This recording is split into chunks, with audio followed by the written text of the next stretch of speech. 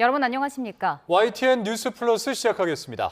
미국과 이란 간 종전협상 재개 가능성이 제기된 가운데 트럼프 미국 대통령이 앞으로 이틀 안에 파키스탄에서 재협상할 수 있음을 시사했습니다. 그러면서 이란의 우라늄 농축 20년 중단 조건은 마음에 들지 않는다며 이란의 핵 보유 금지를 거듭 압박했습니다. 워싱턴 신윤정 특파원입니다. 트럼프 대통령은 미국 일간 뉴욕 포스트와의 전화 인터뷰에서 앞으로 이틀 안에 뭔가 일어날 수 있다고 말했습니다. 파키스탄 수도 이슬라마바드에 머무르고 있는 기자에게 거기 머물러야 한다. 우리가 그곳으로 갈 가능성이 더 커졌다며 이같이 밝혔습니다. 이틀이란 구체적인 시한을 제시하면서 이르면 이번 주 중 미국과 이란 간 2차 종전 협상 가능성이 커진 것으로 보입니다. 트럼프 대통령은 그러면서도 미국이 이란에 최소 20년간 우라늄 농축을 중단할 것을 요구했다는 언론 보도에 불만을 표하기도 했습니다. 트럼프는 이란이 핵무기를 가질 수 없다고 말해왔다며 20년이라는 기간은 마음에 들지 않는다고 말했습니다. Iran will not have a nuclear weapon. And we agreed to a lot of things, but they didn't agree to that. And I think they will agree to it. I'm almost sure of it. 이와 관련해 JD 벤스 미 부통령은 트럼프 대통령이 이란과 포괄적 합의를 이루려고 한다며 이란이 핵 포기를 약속하면 이란의 번영을 약속할 거라고 말했습니다. 마수드 페제시키안 이란 대통령은 인터뷰에서 이란은 혼란을 원치 않는다면서도 공격을 받는다면 굴복하지 않을 것이라고 말했습니다. 전날 마크롱 프랑스 대통령과의 통화에서도 미국과의 종전 대화는 국제법 틀 안에서만 이뤄질 것이라고 강조한 만큼 교량 등에 대한 공격 중단을 약속할 경우에만 대화 재개 가능성을 시사한 것으로 해석됩니다. ما الان با هر کی صحبت می‌کنیم میگیم ما در چارچوب قوانین بین‌المللی بپذیرید. ما خلاف قوانین بین‌الملل عمل نمی‌کنیم. شما همون حقوق بین‌الملل ما رو بپذیرید. 종전 협상 재개 가능성 속에서도 미국은 이란을 향한 압박을 이어가고 있습니다. 미군은 호르무즈 봉쇄 첫 24시간 동안 봉쇄를 뚫은 이란 선박은 없다고 밝혔습니다. 미국 일간 월스트리트 저널은 첫날 20척 이상의 상선이 호르무즈 해협을 통과했다고 보도해 이란 이외의 국가를 오가는 선박 운항은 제한적으로 재개되고 있는 것으로 보입니다. 다만 이란 항구를 출항한 일부 선박도 호르무즈 해협을 빠져나간 것으로 전해지면서 미군 봉쇄 실효성에 대한 의문도 제기되고 있습니다. 워싱턴에서 YTN 신윤정입니다. 이란과 2차 협상을 예고한 트럼프 대통령이 전쟁이 곧 끝날 것이라며 종전 기대감을 높였습니다. 2차 회동이 급물살을 타면서 개최지로 유력한 파키스탄 수도 이슬라마바드는 보안을 강화하며 회담 준비에 들어간 모습입니다. 파키스탄 현지에 나가 있는 특파원 연결해 보겠습니다. 권준기 기자. 네, 저는 지난 주말 1차 종전 협상이 열렸던 이슬라마바드의 세레나 호텔입니다. 네, 2차 회담 장소도 파키스탄이 유력한 상황인데요. 지금 현재 분위기는 어떻습니까? 네, 2차 협상 개최가 머지않은 것으로 보입니다. 파키스탄으로는 전쟁이 곧 끝날 거라는 트럼프 대통령의 발언을 크게 보도하고 있습니다. 트럼프 대통령은 폭스 비즈니스와 인터뷰에서 내 생각에는 거의 끝나가는 것 같다며 전쟁이 종료되는 상태에 아주 근접했다고 본다 이렇게 말했습니다. 이곳 파키스탄에서 2차 종전협상 날짜가 구체적으로 보도되고 있지는 않습니다. 다만 오늘부터 나흘 동안 주변 국가 순방에 들어간 샤리프 파키스탄 총리의 일정이 변수인데요. 샤리프 총리는 지난 1차 협상 때 미국 이란 대표와 3자 회담을 진행한 만큼 2차 협상 때도 중재 역할을 맡을 것으로 보이기 때문입니다. 현지에서는 실제 순방 일정을 내일까지로 단축하고 금요일 열릴 것으로 보이는 회담에 참석할 거란 전망도 나오고 있습니다. 샤리프 총리는 사우디아라비아, 카타르, 튀르키예를 순방하며 중동 전쟁 종식을 위한 논의를 이어갈 계획인데 사실상 2차 협상을 위한 준비 작업으로 보입니다. 중재국들은 다음 주 화요일에 끝나는 휴전 기간을 45일간으로 연장할 것으로 알려졌는데 트럼프 대통령은 전쟁이 곧 끝날 거라며 휴전 연장은 없다고 못 박았습니다. 이번 주 열릴 2차 협상에서 최종 합의를 이끌어내겠다는 의지를 보인 것으로 풀이됩니다. 네, 트럼프 대통령이 2차 회담 예고와 함께 파키스탄군의 총사령관을 극찬했다고요? 그렇습니다. 왜 이곳 파키스탄에서 다시 회담을 재개하는지 설명하면서 트럼프 대통령은 파키스탄군 총사령관을 언급했습니다.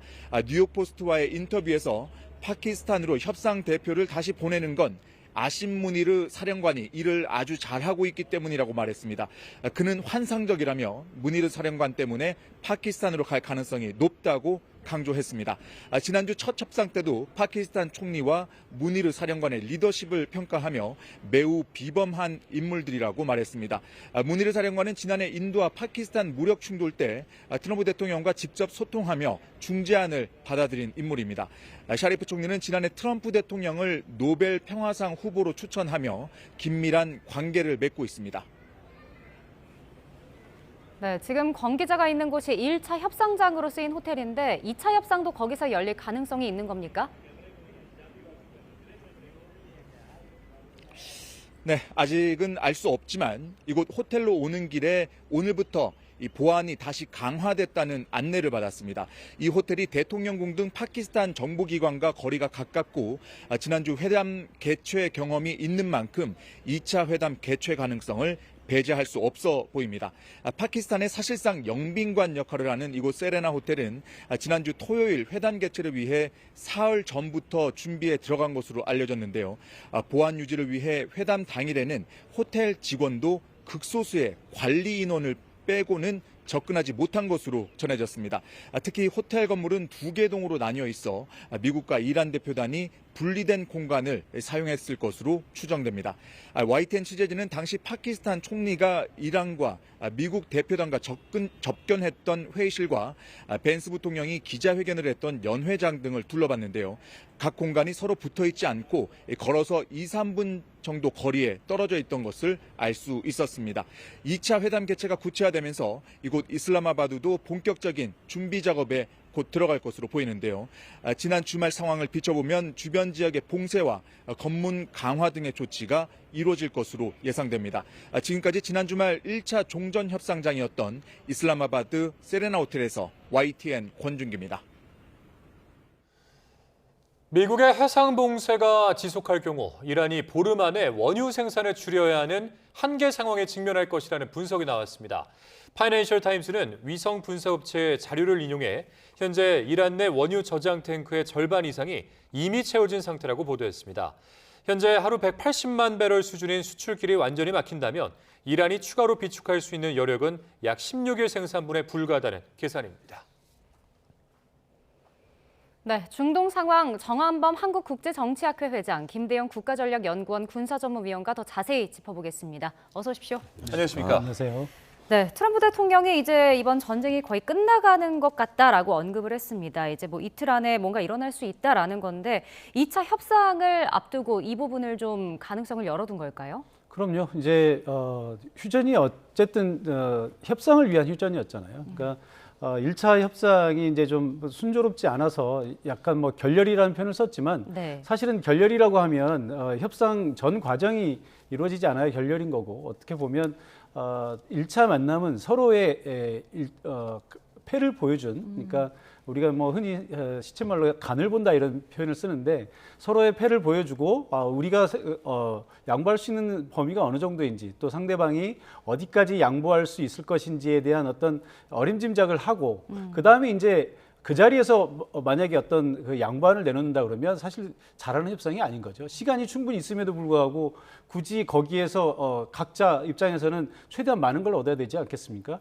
그러려면 이제 다시 돌아가서 차분히 앉아서 우리가 얻을 수 있는 것과 얻을 수 없는 것을 명확하게 구분하고 이제 그 최대한의 이익을 얻기 위한 내부 전략을 토의하는 그런 시간을 가졌을 겁니다. 그러니까 이게 이제 결렬이라는 표현은 좀 제가 볼 땐 맞지 않고요. 네. 결렬로 보이게 하는 것은 일종의 양쪽 다 협상 전략입니다. 그러니까 내가 이 협상장을 나가면서 굉장히 만족스러운 표정으로 나가면 상대방은 내가 너무 많이 양보했나 이런 생각을 하지 않겠습니까? 예. 그러니까 나가면서 굉장히 불만스러운 표정을 지어야 다음에 올 때는 뭔가 더 양보해야 되겠구나 이런 생각을 하게 되는 거죠. 그래서 이번 내일 모레 만약에 협상이 이루어진다면 조금 더 진전된 내용이 나오지 않을까 이렇게 생각이 듭니다. 예, 우리 위원님은 어떻게 보십니까? 2차 협상과 관련해서 뭔가 이 긍정적인 메시지들이 미국과 이란 측에서 나오고 있는데 어떻게 좀 전망하세요? 일단은 지금 트럼프 대통령의 좀 인내심이 좀 한계에 달한 것 같아요. 그러니까 전쟁을 더 이상 끌고 갈 필요는 없을 것 같다라고 생각하는 부분도 일정 부분 있고 또 한 가지로는 이란 입장에서도 지금 어찌됐든 그 트럼프 대통령이 얘기했듯이 역봉쇄가 진행이 되고 있잖아요. 역봉쇄가 진행 중인 가운데 뭔가 이 역봉쇄를 막기 위한 무력 사용도 이란 입장에서는 상당히 껄끄러운 상황입니다. 지금. 예. 잘못하면 이 휴전의 판을 깨는 행동이 될 그러니까요. 수 있기 때문에 그러다 보니까 이제 이란도 제대로 된 대응을 지금 못 하고 있고 물론 이게 역봉쇄한 지 지금 만 하루가 좀 지났지만 그럼에도 불구하고 이란이 뭔가 대응을 안 한다라는 거는 그래도 이란도 어떻게 보면 휴전에 대한 의지도 있고 협상에 대한 의지도 있다라고 일단은 봐야 될 것 같습니다. 네, 양측의 협상 의지는 있다라는 말씀이신데 그럼 트럼프 대통령이 또 파키스탄으로 갈 가능성이 커졌다라고 했습니다. 이게 협상 장소가 다시 파키스탄이 될지도 좀 궁금한데 저희 앞서 특파원 연결했을 때도 보안이 좀 강화됐다는 안내를 받았다고 했거든요. 어떻게 보시나요? 글쎄요, 뭐 특별한 사정이 있지 않는 한 굳이 협상장을 옮길 이유는 크게 없어 보입니다. 지금 중요한 것은 뭐 협상장의 문제가 아니잖아요. 그러니까 뭐 예를 들어서 어떤 협상을 하는 데 있어서 중재국의 위치가 굉장히 중요한 경우들이 있어요. 네. 그러니까 예를 들어서 남한과 북한이 협상을 하는데 남한이나 북한 영토가 아닌 다른 데서 협상을 해야 되는데 만약에 북한한테 미국 가서 하자 그러면 안 좋아하겠죠. 미국은 아무래도 한국의 동맹국이기 때문에. 그러니까 이런 식으로 중재국이 어느 한편의 입장을 지지하게 될 가능성이 있을 때는 이 협상장이 굉장히 중요하겠지만 지금은 뭐 파키스탄이 두 국가 사이에서 다 나름대로의 우호적인 관계를 맺고 있거든요. 그리고 파키스탄이 그동안에 뭐 이런 것에서 많은 실력을 보여왔고 트럼프 대통령이 계속 얘기하고 있잖아요. 지금 이제 파키스탄에 좀 만족스러운 그런 코멘트를 하고 있고 또 지금 파키스탄이라고 하는 위치가 지리적으로도 지금 이란은 멀리 가기 좀 굉장히 부담스러운 상황이에요. 그런데 뭐 여러 가지로 상황을 봐서 그리고 이제 파키스탄 내 지금 현재 분위기로 봐서 파키스탄으로 계속 가는 것이 합당하지 않을까 이렇게 생각이 됩니다. 예, 뭐 장소는 이제 그렇다면은 과연 이 협상에 나서는 인물들은 이제 어떤 인물들이 될지, 뭐 같은 인물들이 될지 이런 부분도 궁금한데 일단은 트럼프 대통령이 지금까지 이야기가 잘 되고 있는 그 과정에 대해서 파키스탄의 군 최고의 인사가 잘해서 라면서 이제 좀 추켜 세운 부분이 있습니다. 이게 이제 누구냐 봤더니 무르니 파키스탄군 총사령관이라고 하더라고요. 이게 어떤 역할을 했을까요? 지난해 인도와 파키스탄이 이제 좀 큰 대규모 분쟁이 있었죠. 그런데 이 종전과 관련돼서 이 무니르 총사령관이 좀 결정적인 역할을 좀 했고 네. 또 한 가지로는 이번에 중재국가가 세 나라가 있습니다. 그러니까 파키스탄도 있고 이집트도 있고 튀르키예도 있는데 파키스탄이 이란의 지금 어떻게 보면 전쟁 지도부와 좀 라인이 있었던 것 같아요. 그러니까 그런 라인을 활용해서 적극적인 중재를 벌였고 또 한 가지로는 트럼프 대통령이 저렇게 얘기하는 거 봤을 때는 아무래도 이제 파키스탄이 좀 미국이 원하는 것들 이런 것에 대해서 이란 측에 좀 강력하게 좀 메시지를 전달한 것 같아요. 그런 것 때문에 총체적으로 이 무니르 파키스탄 총사령관을 지금 좀 약간 좀 좋아하는 거 아닌가 이렇게 생각이 됩니다. 네, 그러니까 무니르 총사령관이 뭐 저번 협상 때도 전면에 나서서 중재에 힘썼던 인물이기 때문에 그러지 않았을까 싶은데 이번에도 그럼 비슷할까요? 전면에 나와서 좀 중재 역할을 많이 할 수 있을까요? 지금 같은 상황은요, 사실 중재국이 굉장히 중요한 역할을 한다고 봅니다. 그러니까 보통 이제 우리가 협상을 할 때는 협상 당사국의 직접 협상도 있지만 네. 중재국이 껴서 이렇게 중재 협상을 하는 경우도 많이 있거든요. 과거에도 보면 뭐 미국이 중재해서 여러 나라들을 그 협상에 이끌은 이런 사례들도 있지만 지금은 이제 미국이 당사자이다 보니까 사실 이걸 중재할 수 있는 나라들이 그렇게 많지는 않아요. 그런데 이제 앞서도 말씀하신 것처럼 파키스탄이 굉장히 독특한 국가예요. 그러니까 뭐 이름에서도 이제 들어가지만 이게 이제 이쪽에 아랍 국가들과도 관련이 있고 또 인도계하고도 관련이 있고요. 또 그러면서도 또 미국하고도 굉장히 밀접한 관련을 맺고 있습니다. 과거에 알카에다를 소탕할 때도 이 파키스탄 정보부가 굉장히 큰 역할을 했죠. 그러니까 지금 말씀하신 것처럼 파키스탄이 오히려 이쪽 그 아랍계 국가들과 굉장히 밀접한 관련을 맺고 있기 때문에 네. 그들과의 네트워크도 굉장히 커요. 그러면서도 또 동시에 미국의 이 남아시아 전략에서 굉장히 중요한 역할을 하고 있는 그런 국가거든요. 그러니까 네. 이런 전략적인 입장 이런 것이 있어서 양국 간의 중재를 할 수 있는 거고요. 또 하나는 지금 이번 전쟁의 특징을 보면 미국이 이 협상 도중에 그러니까 이란과의 협상 도중에 협상 상대국인 이란을 공격한 거잖아요. 그리고 그냥 공격한 것도 아니고 그 국가의 최고 지도자를 폭살을 시켰고 지도부를 완전히 뭐 박살을 내버렸단 말이죠. 그리고 이제 이란이 가장 중요시하는 핵시설들도 다 망가뜨렸고요. 군사력도 네. 거의 초토화시켜버린 이런 상황인데 이런 상황에서 이란이 속으로는 협상을 해야겠다고 마음을 먹어도 겉으로 이게 좋은 얼굴로 만나기는 굉장히 어려운 거 아니겠습니까? 그러니까 우리 뭐 사인 간의 다툼이 있어도 화해해야 되는 줄 알지만 네가 먼저 내가 먼저 이런 이제 상황들이 있잖아요. 근데 이럴 때 중재국이 나서서 이쪽에서 얘기하고 저쪽에 가서 얘기해주고 저쪽에서 듣고 이쪽에 얘기하면서 서로 불리한 얘기들은 좀 빼고 좋은 얘기들만 우선적으로 교환하면서 아마 이런 오늘 이 자리까지 올 수 있는 그런 역할을 했다. 저는 그렇게 보고 있습니다. 네, 뭐 어쨌든 뭐 중재 국가를 통해서 양 국가가 이 협상이 좀 잘 되기를 바라보는데, 근데 일단 이 시기가 뭐 이번 주 안 혹은 뭐 주말 동안 이루어질 수 있다 이런 관측들이 있었는데 지금 보니까 파키스탄 총리가 18일까지 이제 중동 국가 순방에 나섰다고 하더라고요. 그러면 이제 이때까지는 조금 진행이 어려운 거 아니겠습니까? 꼭 그렇지는 않을 것 같습니다. 만약에 뭐 지금 이란과 미국이 빨리 만나야 된다. 그러면 뭐 중재자 역할을 하고 있는 파키스탄 총리가 또 바로 파키스탄으로 돌아올 수도 있고 지금 파키스탄 총리가 이제 사우디아라비아 포함한 3개국 방문하는 것 중에서 핵심은 사우디아라비아예요. 왜냐하면 파키스탄이 좀 이제 어떻게 보면 이게 가난한 핵무기 보유국이라는 그런 명칭이 있는데 지금 파키스탄이 국가 부채 문제가 있어요. 그래서 이제 어찌됐든 사우디아라비아에서 돈을 빌려서 이걸 좀 상황을 개선해야 되는 그런 문제가 있습니다. 그래서 일단은 사우디아라비아 정도만 방문을 해도 크게 뭐 지장이 없는 상황이고 만약에 정말 미국과 이란이 급하게 맞는다. 예. 그러면 앞서 말씀드렸던 그 무니르 파키스탄군 총참모장이 이 사람이 대신 역할을 할 수도 있고요. 그래서 뭐 꼭 파키스탄 총리가 자리에 있어야 된다. 라고는 좀 생각되지 않는 그런 상황이기도 합니다. 네. 그럼 뭐 계속 외신에서 보도 나온 것처럼 뭐 빠르면 16일 정도에 2차 협상이 이루어질 거다 이런 전망이 나오던데 비슷한 날짜에 좀 이루어질 수 있을까요? 글쎄요, 뭐 날짜는 서로 조율을 하다 보면 하루 이틀 정도는 왔다 갔다 할 수 있겠죠. 우리가 이제 처음에 협상 시한을 2주로 딱 못 박았기 때문에 네. 뭐 그 날짜에 집착하는 경향은 있습니다만 뭐 이렇게 엄청난 전쟁을 하는데 트럼프 대통령이 물론 이제 승부사적인 기질이 있고 뭐 좀 화를 잘 내는 그런 스타일이긴 하지만 그렇다고 해서 뭐 하루 이틀 때문에 뭐 해야 될 협상을 하지 않고 뭐 타협이 안 되거나 이러지는 않을 거거든요. 그러니까 지금 아마도 제가 보기에는 미국 내에서의 조율도 있을 거예요, 분명히. 이게 트럼프 대통령과 지금 이제 벤스 부통령 사이에도 아마 협상 내용 가지고도 뭐 이제 뒤에서 얘기하겠습니다만 뭐 약간의 이견이 있었거든요. 이제 그런 부분도 있을 거고요. 또 트럼프 대통령도 여러 사람들의 의견을 듣지 않겠습니까? 네. 1차 협상을 하기 전까지의 상황과 가서 이란을 만나고 이란이 가져온 카드를 이제 본국으로 가져왔으니까 그걸 가지고 이제 또 토의를 할 거고요. 이란은 더더욱이나 지금 뭐 이란의 통신망이나 이런 것들이 다 망가진 상황에서 지금 1차 협상단이 귀국을 했단 말이죠.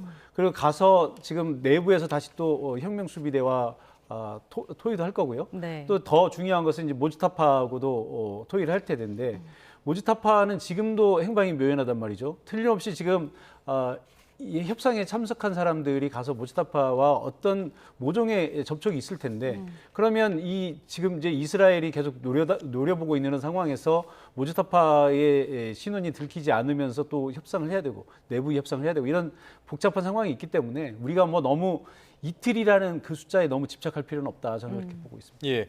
그러면 이제 혹시 이 파키스탄 외의 장소에서 이 협상이 이루어질 가능성은 없을까요? 트럼프 대통령 같은 경우에는 뭐 기존에 뭐 튀르키예라든지 유럽을 또 협상 장소로 언급하기도 했었잖아요.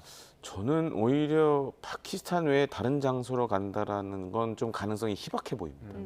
그리고 이제 아시다시피 지금 어쨌든 1차 협상 때도 파키스탄이 준비를 참 많이 했어요.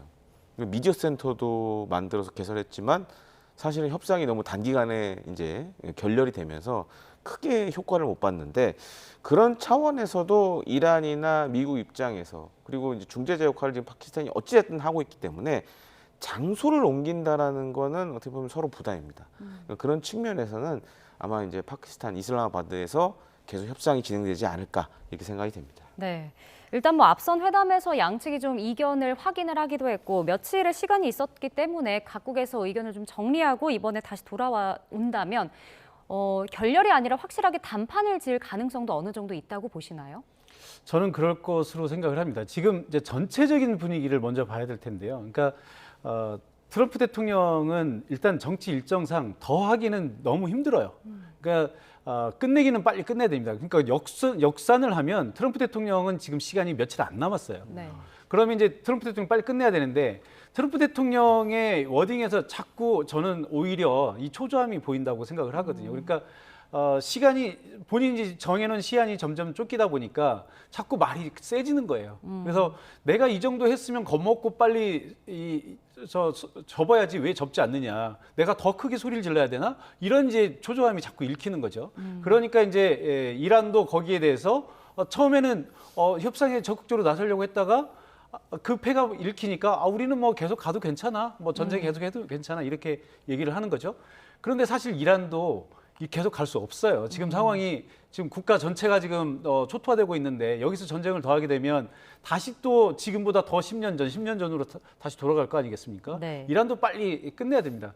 그러니까 이제 양쪽이 다 빨리 끝내야 될 요인은 분명히 있어요. 다만 협상장에 들어가서는 어쨌든 최대한의 효과를 얻어야 될 거 아닙니까? 이게 하루 이틀 빨리 끝내는 게 중요한 게 아니고 얼마나 며칠 정도는 더 걸리더라도 얼마나 많이 얻어오느냐가 중요하기 때문에 저 안에서 벌어지는 치열한 수싸움을 우리가 그것을 협상이 결렬이다 아니면 협상이 굉장히 빨리 될 거다 이렇게 예측하는 것은 옳지 않고요.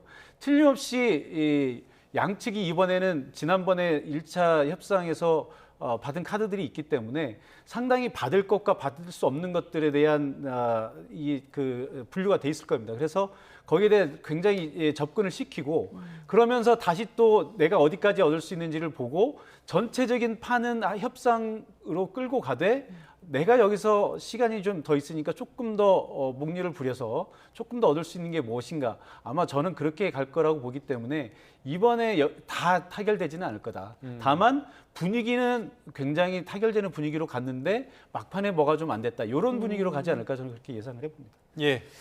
자, 지난 협상에서 미국 대표단을 이끌었던 벤스 미국 부통령이 이란과의 빅딜을 언급했는데 녹취가 또 준비가 되어 있습니다. 일단 듣고 대담 이어가겠습니다.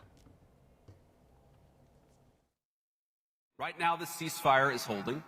And what you're seeing is what the president wants to make, he doesn't want to make like a small deal. He wants to make the grand bargain.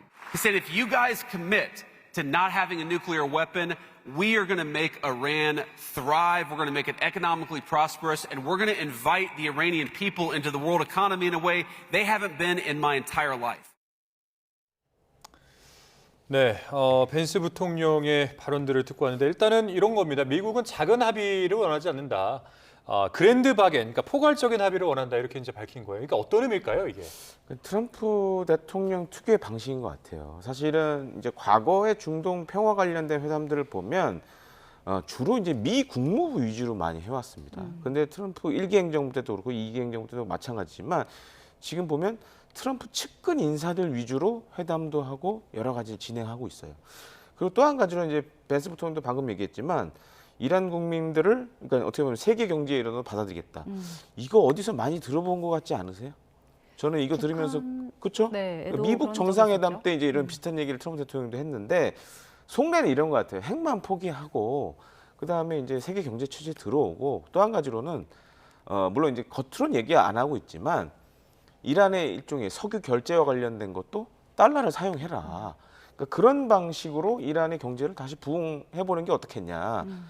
그런 점을 지금 아마 협상 과정에서 미국 쪽에서 이란에 강조를 많이 한 것 같아요. 그러다 보니까 이제 이런 얘기도 나오는 것이 아닌가 이렇게 좀 생각이 됩니다. 네, 지금 말씀해주신 대로 만약에 이제 이란이 핵무기를 포기하면 경제적으로 좀 풍요롭게 해주겠다라는 것도 앞서 회장님께서 이제 트럼프 대통령의 센 발언들이 좀 조급함을 느끼게 한다라고 하셨잖아요. 이 부분도 비슷한 걸까요? 저는 이 부분은 좀 이제 우리 김 박사님도 말씀하셨지만 트럼프 대통령 특유의 스타일이에요. 그러니까 과거에 이제 하노이 회담이나 이럴 때 보면 물론 이제 하노이 회담은 올해 뭐 얘기를 못했지만 그 이후에 트럼프 대통령의 북한에 대한 워딩을 계속 보면 계속 빅딜을 얘기하면서 완전히 북한을 새로운 나라를 만들어주겠다, 완전히 지금과는 새로운 세상을 만들어주겠다 이런 얘기를 하거든요. 근데 그게 우리는 참 이해하기 힘들지만 네. 사실 뭐 이거 좀 그 영화에 나오는 약간 그 주먹의 세계에서 보면 굉장히 싸우다가도 어느 날 갑자기 야 우리가 의기투합해서 한 편을 먹자 뭐 이러면 또 금세 바뀌는 분위기가 있잖아요. 약간 트럼프 대통령 그런 기질이 있어요. 그러니까 지금은 뭐 적이라고 싸우니까 뭐 지금은 너랑 나랑 싸우는 거니까 내가 나하고 승부해보자고 그러면 해보자 이렇게 하는데 근데 네가 내 편이 되겠다고? 난 그럼 너 품어 이런 스타일이 있다는 거죠. 그래서 뭐 이란이 이제 물론 그 지금 현재 신정 체제를 갑자기 바꿔서 이렇게 할 수 있는지 모르겠습니다. 그러나 지금 세계 질서가 급변하는 상황이기 때문에 뭐 어느 나라든지 지금 내부적으로 굉장히 큰 변화를 겪지 않습니까? 뭐 이란도 그런 변화를 겪지 말라는 법은 없겠죠. 그러나 뭐 그게 쉬운 건 분명히 아닙니다. 다만 이제 트럼프 대통령은 그걸 얘기하는 거예요. 지금 상황을 보면 아까도 이제 말씀드렸습니다만 지금 협상을 하긴 굉장히 어려운 상황이에요. 자, 이란 입장에서 보면 협상을 하는 중에 협상 상대국이 기습 공격을 해가지고 국가 최고 지도자를 비롯한 지도자들이 다 죽었어요. 국가의 기관 시설들 다 초토화돼서 20년, 30년 전으로 돌아갔단 말이죠. 미국은 호기롭게 뭐 네타냐후 총리에게 속아서 그랬는지는 모르겠습니다만 어쨌든 이 이란을 쉽게 레짐 체인지를 할 수 있을 거라고 트럼프 대통령하고 들어갔는데 네. 레짐 체인지는커녕 핵 문제도 하나 해결하지 못하고 오히려 호르무즈 해협이라고 하는 혹만 하나 덧붙이고 지금 나온 셈이거든요. 지금 이 둘 다 쉽게 합의할 수 있는 상황이 아니에요. 그러면 저는 오히려 이 발상의 전환이 필요하다고 봅니다. 그러니까 여기서 지금 서로가 양보할 수 없는 거잖아요. 자, 그럼 여기서 접점을 맞춰봐야 얼마나 접점이 맞춰지겠습니까? 굉장히 조그만 교집합밖에 없는 거예요. 그러면 서로가 서로를 얻었다고 할 수 있는 게 굉장히 작아요. 서로가 내가 성공했다, 내가 이겼다라고 승리를 선언해야 나갈 거 아닙니까? 트럼프 대통령이든 이란이든. 근데 그렇게 승리를 선언할 수 있는 요소가 굉장히 없단 말이에요. 예. 오히려 이렇게 트럼프 대통령이 얘기하는 빅딜로 크게 판을 바꾼다면 이란이나 미국이나 오히려 크게 승리를 선언할 수 있는 그런 계기는 분명히 있습니다. 그러니까 트럼프는 봐라, 내가 이란이라고 하는 나라를 완전히 새로 바꿔버렸다. 내가 핵도 완전히 없애고 이란이 우리하고 거래를 하지 않느냐. 이란은 이제 미국하고 이렇게 됐지만 물론 이제 약간의 표정 관리는 할 겁니다. 그러나 미국으로부터 전폭적인 지원을 받아서 완전히 국가를 재건할 수 있는 엄청난 자금이 들어온다든지 이러면 완전히 이제 상황이 달라지는 거죠. 그래서 트럼프 대통령이 구상하는 건 분명히 그게 맞고요. 그러나 이제 이게 실현 가능성은 제가 모르겠습니다. 그러나 벤스 부통령이 얘기한 것처럼 그렇게 되는 것이 오히려 더 시나리오는 쉬울 수도 있다라는 생각이 듭니다. 예, 사실 뭐 전쟁에 대한 피로감을 이란도 역시 느끼고 있을 터라 이 어떤 대화의 의지 이런 것들은 있을 텐데 그런데 이제 최근에 그 이란이 그 미국의 호르무즈 해협 역봉쇄 이 자체를 좀 일시적으로 수용하는 방안을 고려하고 있다 이런 보도가 나왔는데 이것도 뭘까요? 그러니까 뭔가 이 그러니까 대화의 의지를 좀 나타내는 거라고 봐야 될까요? 뭐 대화의 의지를 나타내는 것도 있지만 실제로 지금 이란이 뭘 할 수 있는 수단이 없어요. 물론 이제 뭐 지금 미 중부 사령부도 계속 반복해서 얘기하고 있지만 그만큼 이제 이 역봉쇄 작전이 어느 정도 효과를 내고 있고 또 한 가지로는 이제 이란 해군도 사실상 지금은 전멸 상황입니다. 네. 그러니까 호르무즈 해협, 그다음에 페르시아만, 그다음에 오만만 같은 경우에 어찌 보면 제공권은 지금 미국이 다 차지하고 있고 하늘에 관련된 건 이미 미국 손에 다 들어가 있고 제해권도 지금 호르무즈 해협이 이란이 다 갖고 있다라고 얘기하기에는 사실 능력의 차이가 너무 큽니다. 그런 상황에서 이거 잘못 괜히 뭔가 무력 사용했다가 다시 또 판이 깨지고 이럴 가능성이 있기 때문에 이란 입장에서도 조심스러울 수밖에 없죠. 그러면 이제 뭐 1차 때처럼 노딜로 끝날 가능성은 또 좀 적지 않을까 이렇게 보면 될까요? 다만 이제 1차 협상 때 중요한 건 이거라고 봐야 될 것 같아요. 그러니까 이 간극이 어느 정도냐 이거를 사실 양쪽 다 확인했거든요. 그렇기 때문에 물론 지금 어떻게 보면 이제 물 밑에서 여러 가지 작업들이 아마 이루어질 겁니다. 그러면서 이런 간극을 좀 좁히는 그런 노력들을 하고 있을 걸로 생각이 되고 그 다음 협상에서는 아마 그 좁힌 간극을 가지고 좀 진지하게 협상에 임하지 않을까 이렇게 좀 보여집니다. 네, 지금 말해주셨던 그 간극 안에 또 핵 부분이 있었잖아요. 미국이 앞서 이란에 최소 20년간 우라늄 농축 프로그램 중단을 요구를 했고, 근데 이제 이란 측에서는 뭐 5년 정도를 역제안했었는데 이거에 대해서 이제 트럼프 대통령이 20년 기간에 대해서 불만을 좀 표했거든요. 이 부분은 어떻게 좀 원한다는 걸까요?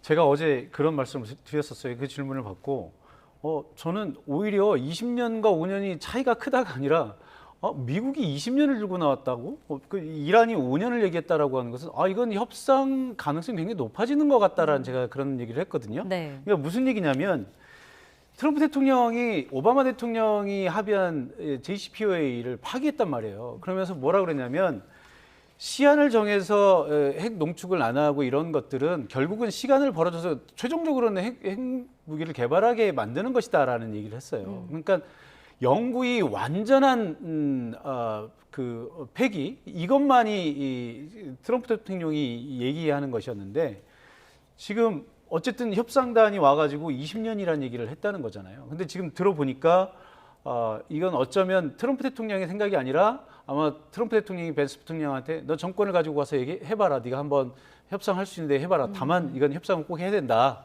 타협은 꼭 이뤄야 된다라고 얘기를 하니까 네. 그러면 20년이라고 하는 기간 정도면 충분히 먼 미래이기 때문에 이란이 그 사이에 정권 변화가 일어날 수도 있고 또 레짐 체인지가 일어나면 완전히 다른 나라가 될 수도 있는 거잖아요.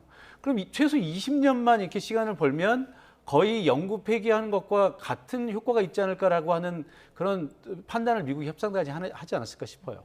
그러면 이란 입장에서 받을 때는 영구히 폐기와 20년이라고는 완전히 다른 얘기죠. 그러니까 이란이 현재 지금 이 핵 물질을 주지 않고 있는 것은 다시 또 핵무기를 만드는 프로그램을 가동하겠다라는 의지는 아니라고 봅니다. 왜냐하면 이미 다 초토화돼서 그거 다시 재건하기도 힘들어요. 재건한다고 한들 미국이 가만 보고 있을 리가 없잖아요. 그럼 결국 못하는 건 맞는데 이란은 지금 국가 자존심이라는 게 걸려 있는 거죠.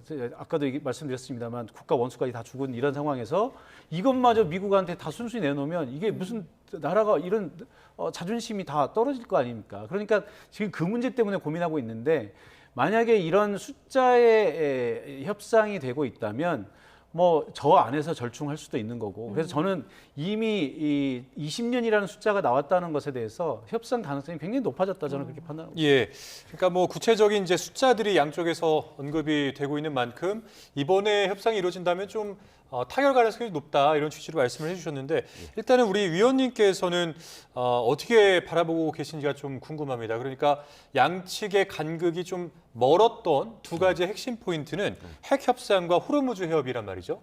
이 부분이 이제 어떤 방향으로든지 간에 좀 정리가 돼야 협상이라는 것이 될 텐데 어떻게 전망하세요? 그럼 또 정한보 회장님도 말씀해 주셨지만 저도 놀랐어요. 20년이라는 그 유예 기간을 이렇게 이 협상장에 이게 나왔다라는 것 자체도 사실 놀라웠고, 그러니까 초반 협상 전만 하더라도 이란 같은 경우에도 핵 포기 못한다, 미국은 포기해라 이런 식이었거든요. 그런데 이렇게 기간이 뭐 물론 양국에 좀 차이가 있긴 하지만, 그럼 만약에 다음 협상에서는 어떻게든 접점을 좁힐 수가 있잖아요. 그럼 이제 더 줄어들고 더 늘어나고 그렇게 그렇죠. 되는 뭐 건가요? 10년이 될 수도 있고 15년이 될 수도 있고. 다만 이제 트럼프 대통령은 또 갑자기 이거 뭐 아예 안 된다고 얘기는 하지만 이거는 제가 봤을 때 좀 압박을 더 주는 것 같아요. 그러면 뭐 미국이 지금 언급하고 있는 20년은 아니겠지만 네. 뭐 10년 될 수도 있고 15년 될 수도 있고, 그러니까 일종의 가능성은 지금 있다라는 측면에서 굉장히 긍정적이고, 또 한 가지는 호르무즈 해협 관련돼서도 방법이 없는 건 아닙니다. 그러니까 뭐 통학료 얘기 나오고 했지만 지금 이제 동결돼 있는 자산들이 있어요. 그러니까 중동에도 보면 이란의 자산들이 몇몇 나라에 묶여 있는 것들이 있습니다. 그럼 그런 거 해제하면서 하면 이란이 굳이 통학료 얘기할 필요도 없고, 또 한 가지는 전후 배상금 얘기할 필요도 없어요.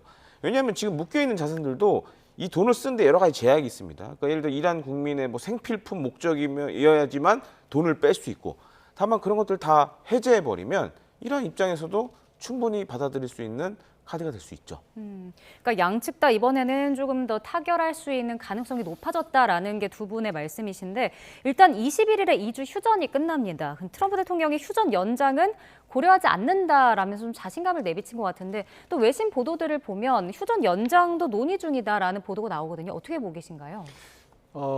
이게 협상 전략이라고 이제 제가 계속 말씀을 드리는데 트럼프 대통령은 일단 협상에 굉장히 대가로 알려져 있잖아요. 그러니까 뭐 남들이 인정하든 안 하든 본인은 협상을 그런 식으로 하고 있습니다. 그러니까 협상장에 들어가기 전에는 어쨌든 최대한 강경한 입장을 보여야 네. 상대방이 많이 양보를 할 거라고 이렇게 생각을 하는 거죠. 그래서 지금 만약에 아까 20년 얘기도 그렇지만 본인이 20년을 수용했어도 제가 볼 때는 벤스 부통령이 트럼프 대통령한테 20년을 얘기 안 하고 가서 얘기했을 리는 없다고 봐요. 전화로라도 오늘 20년 얘기하겠다. 그렇게 얘기했을 건데 트럼프 대통령은 지금 나는 그거 마음에 안 들지 않는다는 거잖아요. 그러니까 우리 협상 대표가 하는 거 내가 마음에 안 드는데 그러면 이제 협상 대표가 나가서 얘기할 때 힘이 실리는 거 아닙니까? 우리 대통령이 저렇게 얘기 싫어하는 걸 내가 너희들한테 제안한 거다. 근데 이거 못 받는다 그러면 어떻게 되냐 이런 거죠. 그러니까 저는 이제 계속해서 이런 식으로 협상이 될 가능성이 높아요. 그래서 지금 트럼프 대통령이 협상 기한 연장하겠다. 그러면 이란은 그래? 그럼 한번 좀 더 버텨보자. 이런 생각하지 않겠습니까? 그러니까 협상 기한 연장 없다. 뭐 이란 지금 제재 유예도 더 이상 연장 없다. 뭐 이런 식으로 계속 압박을 해야 이란은 빨리 이 기간 내에 어떻게든 그 해결책을 찾아야 되겠다라고 하는 압박감을 느낄 거고요. 그래서 최대한 양보를 할 수 있게 만드는 것일 거고 만약에 정말 21일 협상 기한이 돼가지고 뭐 예를 들어서 뭐 한 8분선 넘었는데 몇 가지 남은 쟁점 때문에 최종 타결이 안 됐다고 한다면 그때 가서 트럼프 대통령이 지금까지 얘기한 거 다 필요 없고 다시 전쟁 이렇게 할 수는 없지 않겠습니까? 그러니까 휴전 기한을 연기하는 것은 마지막 카드로 미리 생각은 하고 있지만 꺼내놓지 않는 카드라고 봐야 되겠죠. 예. 자, 그리고 이 파키스탄에서 열렸던 종전 협상장이 이란 지도부에게는 뭐 뜻밖의 국정회의장이었다 이런 분석들도 나오더라고요. 그러니까 그동안은 사실 이제 미국의 목표 대상이 될까봐 모이지 못하고 뿔뿔이 흩어져 있었는데 이곳에서 이제 다 모여서 뭔가를 논의하고 그러다 보니까 미국이 좀 의도치 않게 이란 측의 전쟁 재개 대책을 좀 안전하게 논의할 수 있는 장소를 제공한 꼴이 됐다. 예. 뭐 이런 분석도 있는데 여기에 대해서는 어떻게 보십니까? 뭐 틀린 얘기는 아닙니다. 지금 뭐 지난 2월 28일에 미국과 이스라엘 공습으로 시작된 이번 전쟁을 보면 특히 이제 이슬람 혁명 수비대 주요 간부들 뭐 몇 명은 아예 이런 고정된 장소에 있지도 않았고 심지어 텐트를 가지고 다니면서 야외에서 이동하는데도 참수작전에 당했어요. 그러니까 그 정도로 이번 전쟁에서 이스라엘과 미국의 여러 참수작전을 통해서 어떻게 보면은 이란의 지금 고위급들이 한 자리에 모이는 것 자체가 불가능했죠. 그래서 요번에 어떻게 보면 이 파키스탄이라는 안전한 곳에서 모여서 뭔가 얘기를 할 수 있었다는 거. 근데 그렇게 되면은 한번 모인 이상 이 사람들이 또 이렇게 나가게 되면 그 어떤 동선 자체가 미국에 의해서 추적이 되는 거 아니겠습니까? 그것도 사실 의도하는 바가 있어요. 그러니까 지금 보면 이제 전쟁은 안 하고 있지만 여러 가지 정찰 자산들이 아마 이란 여러 곳을 지켜보고 있을 겁니다. 그리고 지금 이 사람들이 이란에 돌아간 다음에 어떤 차를 타고 어디로 이동한 것까지는 다 알고 있을 거예요. 그러면 뭐 그런 일은 없겠지만 만약에 차후 군사작전을 한다 그러면 이런 것들이 어떻게 보면 표적 선정에 도움이 될 수 있겠죠. 그러니까 안전하게 모일 기회가 되기도 하고 표적이 될 수도 있다라는 건데 이란 대표단이 이제 협상 끝나고 귀국할 때 비행기 공격 위협받아서 긴급 착륙했다라고 주장했거든요. 일단은 뭐 협상이 결렬되고 난 뒤에 벌어진 일이니까요. 이게 신빙성이 있다고 보십니까? 글쎄 그렇게 얘기하니까 일단은 믿어야 되겠죠. 이게 거짓말일 거다라고 얘기하기는 좀 애매한데 그게 이제 어떤 공격인지는 저도 이제 모르겠습니다. 그러니까 지금 사실 이 위협이라고 하는 것은 도처에 널려 있어요. 그러니까 지금 이 협상이라고 하는 것은 사실 미국과 이란 사이에 국가 대 국가의 협상이 벌어지고 있지만 많은 전 세계 사람들은 지금 이 협상만 쳐다보고 있겠지만 실제 협상은 여기서 이루어지는 게 아닙니다. 실제 협상은 각각이 헤어져서 돌아가서 각자 국내에서 협상이 이루어지고 있는 거예요. 그러니까 미국의 협상단은 트럼프 대통령과 어디까지 양보할 것인가를 지금 논의하고 있는 거고요. 거기에서 이루어진 합의에 따라서 협상장에 가서 어디까지 내놓을지를 정할 거고요. 또 이란도 마찬가지로 이란 이제 국내에 들어가서 자기들끼리 혁명수비대, 강경파 혁명수비대 또 모주타파와 여러 가지 협상을 하면서 거기서 나온 결과에 따라서 나와서 그 다음 협상에서 내놓을 수 있는 카드들이 정해지는 거거든요. 그러니까 우리가 1차 협상에서도 봐서 알겠지만 결렬이라는 건 무슨 얘기예요? 이 협상장 안에서는 합의를 볼 수가 없다는 거잖아요. 돌아가야 결론이 난다는 얘기예요. 그러니까 실제 협상이 이루어지는 것은 국내에서 이루어진다. 그런 결국 무슨 얘기냐면 이란만 놓고 보면 뭐 미국도 적이고 이스라엘도 적이고 또 주변에 이란이 이제 공격했던 그 아랍 국가들, 특히 이제 이란은 시아파고 그 국가들이 순위파고 뭐 이런 것도 있지만 어떻게 보면 이란 내부의 적도 있을 수 있어요. 그러니까 예를 들어서 이 협상이 마음에 들지 않는 혁명 수비대 누가 있다면 강경파들. 예. 그럼요. 얼마든지 공격할 수 있는 거 아니겠습니까? 그러니까 뭐 위협은 도처에 널려 있다. 그러니까 위협을 받았다는 것은 충분히 사실일 수 있다고 봅니다. 자, 이제 뭐 시간이 얼마 남지 않은 관계로 이제 마지막으로 호르무즈 이야기를 좀 한번 해봤으면 좋겠는데 예. 일단은 그 미국이 호르무즈 해협을 역봉쇄한 이후에 그 과정에서 이제 해협 돌파를 강행했던 중국 유조선이 있는데 결국에는 오만만에서 회항한 것으로 이제 전해지고 있습니다. 일단 미국이 호르무즈 해협을 봉쇄함으로 인해서 노렸던 효과는 뭐 기뢰 제거, 그다음에 이제 중국 견제 또는 이제 이란 압박, 이 정도가 있을 것 같은데 전체적으로 봤을 때 역봉쇄의 효과를 어떻게 좀 보십니까? 성과에 대해서. 지금 이 문제가 되고 있는 중국 유조선 같은 경우에는 이 해운 회사 자체가 그 이란과의 교류를 통해서 일단 제재 명단에 올라와 있는 회사입니다. 그렇기 때문에 지금 이제 호르무즈 해협을 빠져나갔다가 다시 회항한 배경을 살펴보면 잘못하면 검색을 당할 수가 있거든요. 그러면은 배를 미해군 선박이 또 이렇게 뺏을 수도 있고, 그러니까 여러 가지 이게 잘못 나갔다가는 오히려 사건이 커질 수 있으니 예. 이제 회항한 걸로 보여지는데 어떻게 보면 이런 걸 통해서 이란을 더 압박하는 거죠. 회담장에 빨리 나와라. 그리고 우리가 원하는 거 빨리 받아들여라. 그러면 빨리 끝난다라는 식으로 어떻게 보면 이란에 관련돼서 메시지를 계속 전달하고 있는 것이 아닌가 좀 이렇게 생각이 됩니다. 네. 그런가 하면 이제 이스라엘과 레바논이 33년 만에 처음으로 이제 회담이 이루어졌습니다. 이제 미국을 끼고 만난 건데 직접 협상을 하는데 합의를 했거든요. 이게 이제 이후에 휴전 합의로 이어질 수 있을지, 그리고 뭐 미국과 이란 이 휴전 그리고 종전에 좀 영향을 미칠 수 있을지 궁금한데 어떻게 보고 계십니까? 글쎄요, 이제 굉장히 이건 복잡한 문제예요. 다층적이라서 단선적으로 설명하기는 참 어렵습니다만 제가 볼 때는 이 회담은 어느 정도 얘기가 될 겁니다. 그러니까 이스라엘과 레바논 정부가 만나는 회담은 가능하면 레바논 정부는 전쟁하기 싫겠죠. 그러니까 전에도 이런 합의는 있었어요. 네. 그러니까 이 여기서 회담은 어느 정도 될 텐데 문제는 레바논 정부가 헤즈볼라를 통제할 수 있는 능력이 없어요. 그러니까 헤즈볼라는 레바논의 정당이기도 하지만 무장 정치 조직이기도 해요. 그러니까 이 헤즈볼라를 레바논 정부가 컨트롤할 수 있었다면 이런 일이 일어나지도 않았겠죠. 예. 그렇지만 여기서 어쨌든 단기적으로 합의하는 모습이 나오면 그것이 이란과 이란과 미국의 협상에 긍정적으로는 작용할 것이라고 이렇게 봅니다. 알겠습니다. 오늘 두 분 말씀 여기까지 듣겠습니다. 지금까지 정한범 한국국제정치학회 회장, 김대영 국가전략연구원 군사전문위원 두 분과 함께했습니다. 오늘 말씀 고맙습니다. 고맙습니다. 네, 정치권 소식입니다. 6.3 지방선거에 나설 더불어민주당 충남도지사 후보로 박수현 후보가 최종 선출이 됐다는 소식입니다. 민주당 중앙당 선거관리위원회는 결선 투표 결과 박수현 후보가 최고 득표로 1위를 차지해 후보로 확정됐다고 발표했습니다. 문재인 청와대에서 국민소통수석을 지낸 재선 박수현 후보는 현직인 국민의힘 김태흠 지사와 맞대결을 벌이게 됐습니다. 네, 다시 중동 소식입니다. 미국과 이란의 전쟁 여파로 지난달 수입 물가가 16% 넘게 뛰며 28년 만에 최고 상승률을 기록했습니다. 원유와 나프타 등이 큰 폭으로 올랐는데 전쟁이 길어질수록 원재료 공급 차질로 물가 상승 압력이 커질 전망입니다. 김세호 기자입니다. 지난달 수입 제품 가격이 28년 만에 가장 큰 폭으로 치솟았습니다. 3월 기준 수입 물가 지수는 169.38로 2월보다 16.1% 올랐습니다. 16%가 넘는 상승률은 1998년 1월 이후 28년 2개월 만입니다.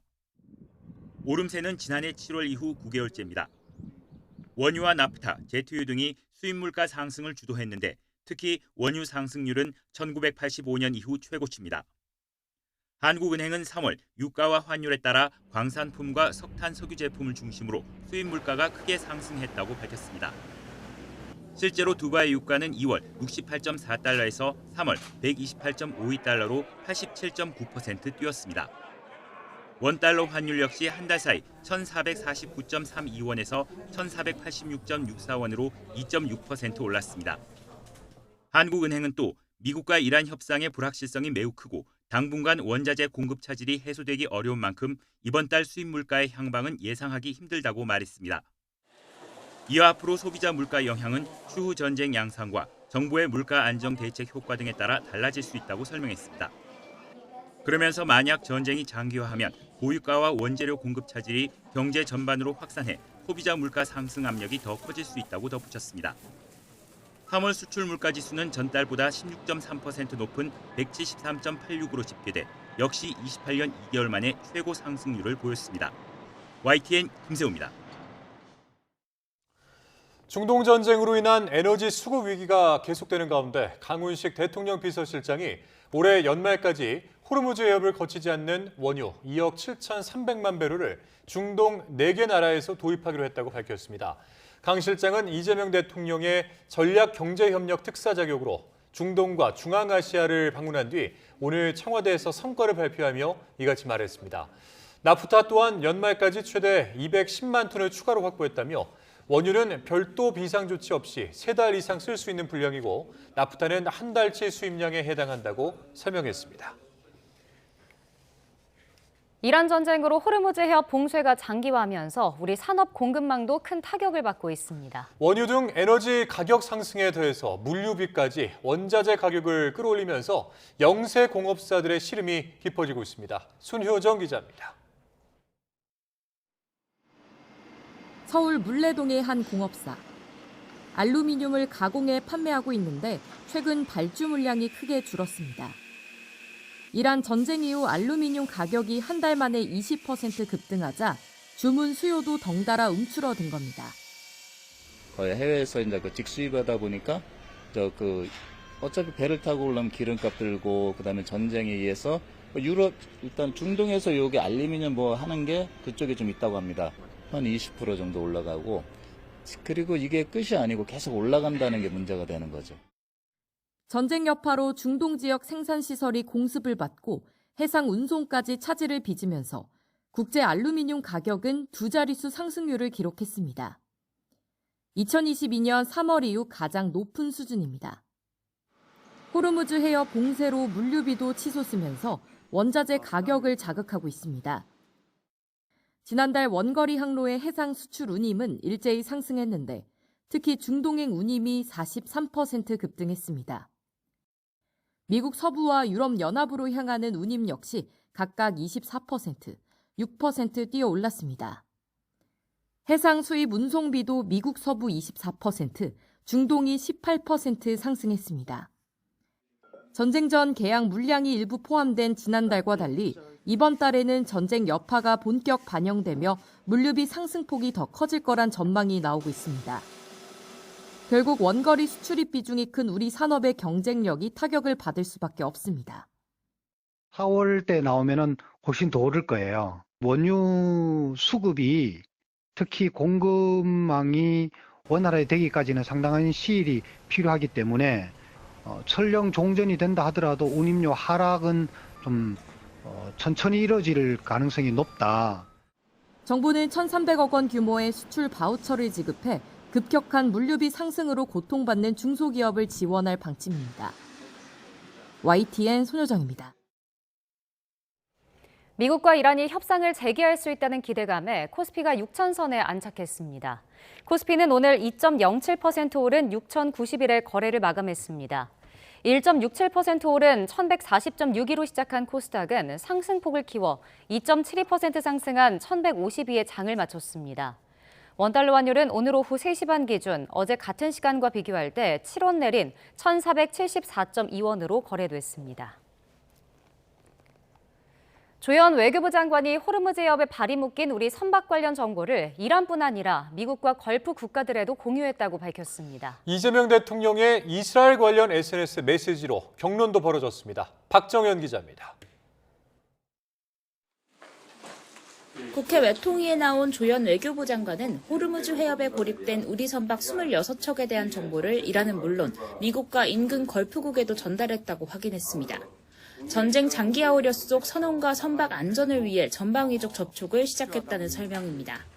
다만 선박을 빼내기 위해 이란에 돈을 주는 건 고려하지 않는다고 선을 그었습니다. 이란의 어떤 대가를 지급을 해서 선박을 빼내는 경우가 생길 수도 있다고 생각하는데 미국의 역봉쇄 논리와 정면으로 충돌해서 미국과 더 큰 균열이 생기는 것 아니겠습니까? 이란에 어떤 대가를 지불하고 그런 계획도 없습니다. 이스라엘의 반인권 국가폭력을 언급한 이재명 대통령 SNS도 도마 위에 올랐습니다. 국민의힘은 홀로코스트 공식 추모일을 목전에 두고 이스라엘의 가장 큰 트라우마를 건드린 외교 대참사라고 지적했는데 조현 장관은 생각이 다르다고 받아쳤습니다. 이런 대망신 당할 필요가 없지 않습니까? 이렇게 SNS에 섣불리 무지성으로 쓰면 안 된다고 충원을 하셔야 됩니다. 아시겠습니까? 망신이라고 생각치를 않습니다. 의원님 말씀을 제가 접수하지 않겠습니다. 민주당은 대통령 SNS가 보편적 인권을 중시하는 우리 정체성과 맞고 명분과 진리를 모두 갖춘 언사라면서 오히려 이를 오독한 이스라엘 외교부에 강력히 항의해야 한다고 목소리를 높였습니다. 한 나라의 정상에 대해서 불만이 있거나 할 말이 있으면 외교 채널을 통해서 하지 않습니까? 외교부의 입장문이 왜 이렇게 약해요? 조현 장관은 이스라엘 고위 간부가 한국 측 설명에 감사드린다고 얘기했다. 외교적 갈등은 없다면서도 관련 주제가 이어지자 불편한 표정을 드러냈습니다. 굳이 계속 문제를 제기하는 것을 좀 그러지 않아 주셨으면 한다는 말씀을 외교 관계에 부담이 되고 하는데 제가 대단히 곤혹스럽습니다. 대통령 SNS가 올라올 때마다 국회도 매번 함께 들끓는 모양새인데 이 대통령은 이번엔 본인의 조폭 연루설에 대해 국민의힘 사과를 요구하며 새 전선을 폈습니다. YTN 박정현입니다. 방한 중인 라파엘 그로시 IAEA 사무총장이 미국과 이란의 종전 협상은 정치적 결정의 문제이지 우라늄 농축 금지 기간은 중요하지 않다는 입장을 내놨습니다. 북한의 핵무기 생산 능력에 대해서는 최근 새로운 핵시설이 건설된 것을 확인했다며 핵무기 제조 능력도 심각하게 증대됐다고 말했습니다. 홍선기 기자입니다. 미국과 이란의 종전 논의가 한창일 때 한국을 찾은 라파엘 그로시 국제원자력기구 IAEA 사무총장은 종전 협상의 쟁점으로 전해진 우라늄 농축 금지 기간은 중요하지 않다고 말했습니다. 기술적인 문제일 뿐 정작 중요한 건 미국과 이란의 정치적 결정이라는 겁니다. This is a political decision to be taken. There is no big difference. Technically speaking, between 5, 10 or 20 years. 그로시 사무총장은 북한의 핵 활동과 관련해서는 영변에 있던 것과 비슷한 규모의 핵시설이 건설된 것을 확인했다고 밝혔습니다. 북한은 핵탄두 수십 개는 생산할 수 있는 능력을 갖고 있다며 심각한 우려를 전하기도 했습니다. All of them point to a very serious increase in the capabilities of the DPRK in the area of nuclear weapons production. 한국의 핵 추진 잠수함 도입에 대해서는 IAEA의 철저한 관리를 강조했습니다. 잠수함에 사용되는 핵 물질이 다른 곳에 쓰이지 않는다는 보장을 위한 투명한 절차가 필요하다는 겁니다. This material, which is in a vessel, in a ship, in a submarine, is not being diverted in any way. It is there, in the same place where it was. 그로시 사무총장은 이번 방한을 계기로 한국의 핵 추진 잠수함 도입에 필요한 시스템 마련을 위해 한국 정부와 협의를 시작할 것이라고 밝혔습니다. YTN 홍선기입니다. 오늘도 서쪽 지역에서는 6월 상순의 초여름처럼 기온이 크게 올랐습니다. 다소 더워진 날씨에 옷차림도 많이 가벼워졌는데요. 내일도 서울 낮 기온이 27도, 대전 28도까지 오르는 등 고온 현상이 계속되겠고 일교차가 크게 벌어지겠습니다. 반면 포항 16도 등 동해안 지역은 오늘보다 조금 더 선선해지겠습니다. 내일은 대체로 맑다가 오후부터 구름량만 늘겠습니다. 이에 따라 대기가 더욱 메마르겠고 낮 동안 자외선도 무척 강해지겠습니다. 또 수도권과 충남에는 밤부터 내일 새벽 사이 공기가 탁해지는 곳이 있겠습니다. 늦은 시간 귀가하시거나 내일 이른 시간 나가시는 분들은 참고하시기 바랍니다. 날씨 정보였습니다.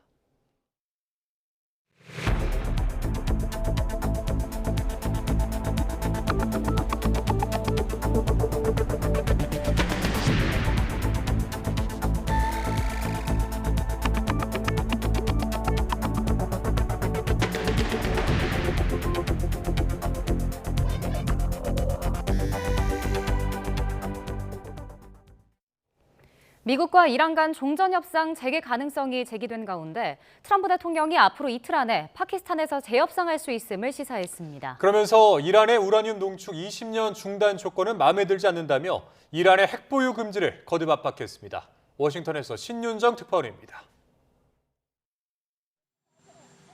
트럼프 대통령은 미국 일간 뉴욕 포스트와의 전화 인터뷰에서 앞으로 이틀 안에 뭔가 일어날 수 있다고 말했습니다.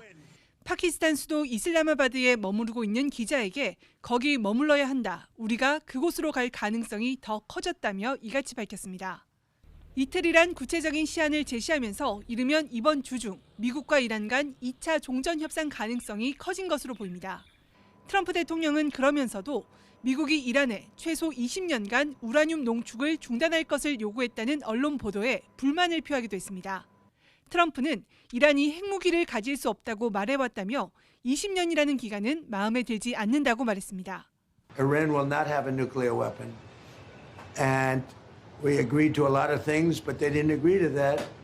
And I think they will agree to it. I'm almost sure of it. 이와 관련해 JD 벤스 미 부통령은 트럼프 대통령이 이란과 포괄적 합의를 이루려고 한다며 이란이 핵포기를 약속하면 이란의 번영을 약속할 거라고 말했습니다. 마수드 페제시키안 이란 대통령은 인터뷰에서 이란은 혼란을 원치 않는다면서도 공격을 받는다면 굴복하지 않을 것이라고 말했습니다.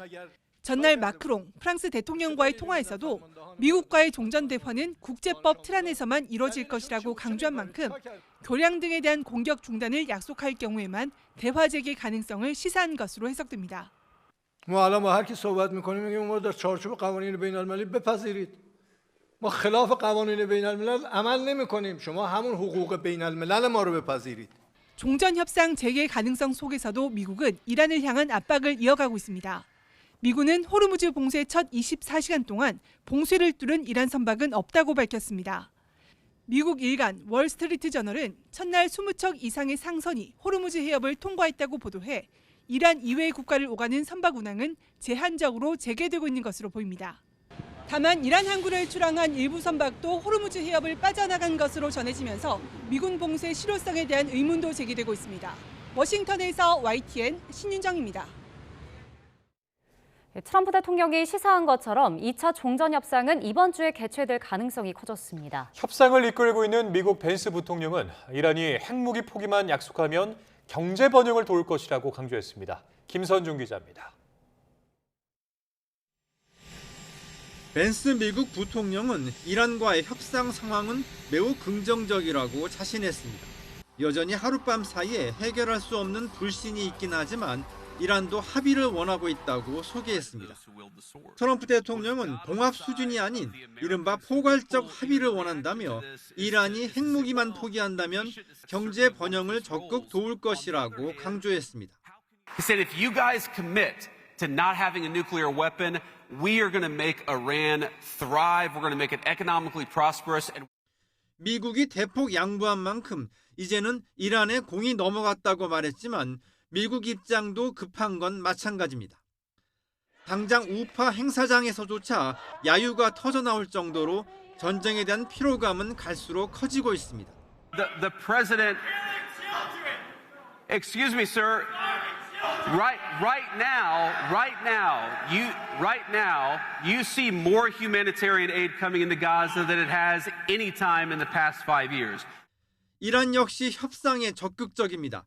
대화 동력을 유지하기 위해 미국의 호르무즈 역봉쇄를 잠깐이나마 눈 감아주는 방안을 검토한다는 보도까지 나왔습니다.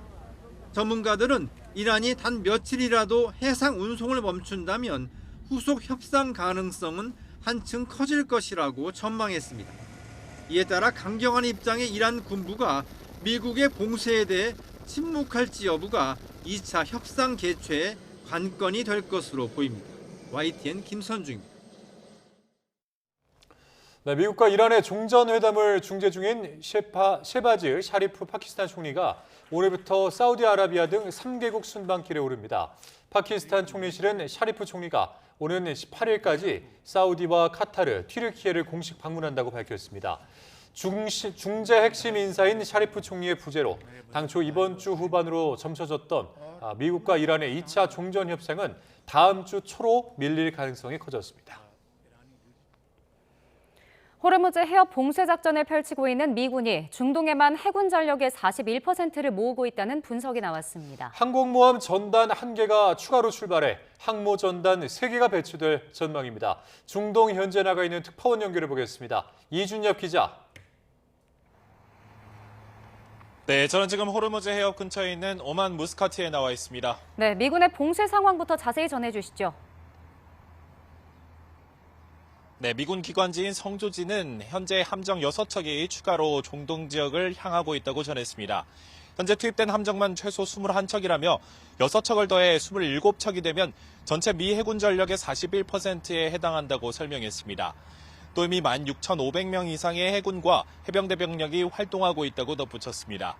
특히 USS 조지 H.W. 부시 항공모함이 아프리카 남서부 해안을 지나 중동 권역으로 향하고 있다고 밝혔는데 USS 에이브러햄 링컨과 제럴드 R. 포드호에 이은 세 번째 항모전단 배치입니다. 미군은 이란 항구에 대한 봉쇄가 완전히 이행됐다고 공언하고 있습니다. 브래드 쿠퍼 미군 중부사령관은 성명을 내고 이같이 밝히며 봉쇄 36시간도 되지 않아 이란으로 가거나 이란에서 나오는 해상경제 무역이 완전히 중단됐다고 덧붙였습니다. 미군은 USS 트리폴리 상륙 강습함과 USS 에이브러햄 링컨호 유도미사일 구축함의 작전 모습도 잇따라 공개하며 투입 전력을 과시했습니다. 네, 실제로 미군의 제지로 회항하는 경우가 속속 확인되고 있다고요?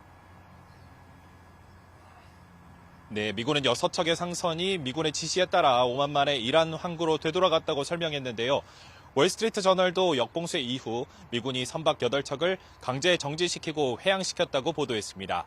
무선으로 항로 변경을 지시했고 모든 유조선이 명령에 따르면서 승선 검사는 필요하지 않았다고 덧붙였습니다. 선박 추적 서비스에 따르면 역봉쇄 첫날 미국의 제재 대상인데도 호르무즈 해협을 통과해 주목받았던 리치 스타리호도 결국 돌파에 실패한 것으로 파악됐습니다.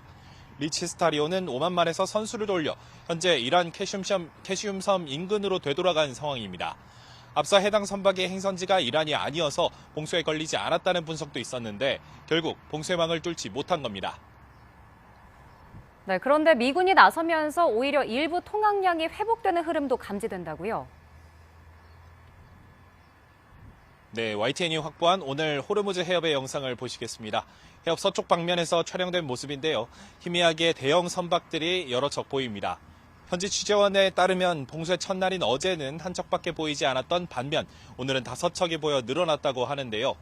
월스트리트 저널도 미 당국자 2명을 인용해 지난 24시간 동안 20척 넘는 상선이 호르무즈 해협을 통과했다고 전했습니다. 통과 선박에는 화물선과 컨테이너선, 유조선 등이 포함됐다고 설명했습니다. 일부 선박은 이란의 공격을 피하기 위해 위치 추적 장치를 끄고 운항한 것으로 알려졌습니다. 물론 하루 평균 135척이 지나던 전쟁 이전에는 못 미치지만 협상 결렬 이후 하루 통행량이 손에 꼽을 정도였던 것에 비하면 일부 회복된 겁니다. 미국이 이란을 오가지 않는 선박의 해협 통과는 허용하면서 이러한 회복 흐름이 생긴 것으로 보입니다. 지금까지 오만 무스카트에서 YTN 이준엽입니다. 미국의 호르무즈 역봉쇄, 이란이 해상 운송을 일시 중단하는 방안을 신중히 검토 중인 것으로 전해졌습니다. 네, 양보처럼 보이지만 이면에는 트럼프 행정부의 공격 명분을 차단하고 내부 전열을 가다듬으려는 전략이 깔려 있을 수 있습니다. 권영희 기자입니다. 트럼프 대통령은 역봉쇄로 이란의 대외 거래가 차단되면서 경제적 압박이 최고조에 달했다고 자신했습니다. Right now we have a blockade. They're doing no business. Iran is doing absolutely no business. 그러나 이란의 이런 정중동 행보는 굴복보다는 전략적 후퇴에 무게가 실립니다. 이란 정부는 미국의 봉쇄를 물리적으로 뚫는 대신 운송을 잠시 멈추는 방안을 검토 중인 것으로 전해졌습니다. 지난 2월 공습으로 방공망 등이 타격받은 상황에서 섣부른 교전으로 미국의 전면전 재개의 명분을 주지 않겠다는 실리적 판단입니다. 동시에 이란은 피해자 프레임으로의 전환을 노리고 있습니다. 미국의 봉쇄 탓에 에너지를 공급하지 못한다는 논리를 세워 유가 폭등에 직면한 국제사회가 미국을 압박하도록 만들려는 여론전입니다. The failure of the first phase is not in and of itself necessarily a sign that talks, if they were to continue, would fail. Neither side may have wanted to give the impression that they came to an agreement too quickly. 다만 이란 내부의 갈등은 변수입니다. 실리를 챙기려는 온건파와 혁명수비대 강경파 사이에서 이란 정부의 셈법은 여전히 복잡하게 바뀌고 있습니다. And during that period, we expect a lot of back channel activity to bring them back to the talks back to the track. 이란의 행보는 전면전 명분을 차단하면서도 내부 전열을 정비하고 국제 여론을 흔들려는 고도의 계산된 전략으로 풀이됩니다. 휴전 마감 시한이 임박한 가운데 이란의 이런 전략적 유연성이 미국과의 극적인 타협점을 찾는 동력으로 작용할 수 있을지 주목됩니다. YTN 권영입니다. 이란이 미국과 합의한 휴전 기간에 지하 미사일 기지 입구를 막고 있는 잔해들을 제거하는 작업을 해온 정황이 포착됐다고 미 CNN이 보도했습니다. 미국과 이란은 지난 7일 2주간의 휴전에 합의했는데 합의 사흘 뒤인 지난 10일 위성업체 에어버스가 이란 호메인과 타브리즈 지역의 미사일 기지를 촬영한 위성 사진에 이 같은 동향이 담겼습니다.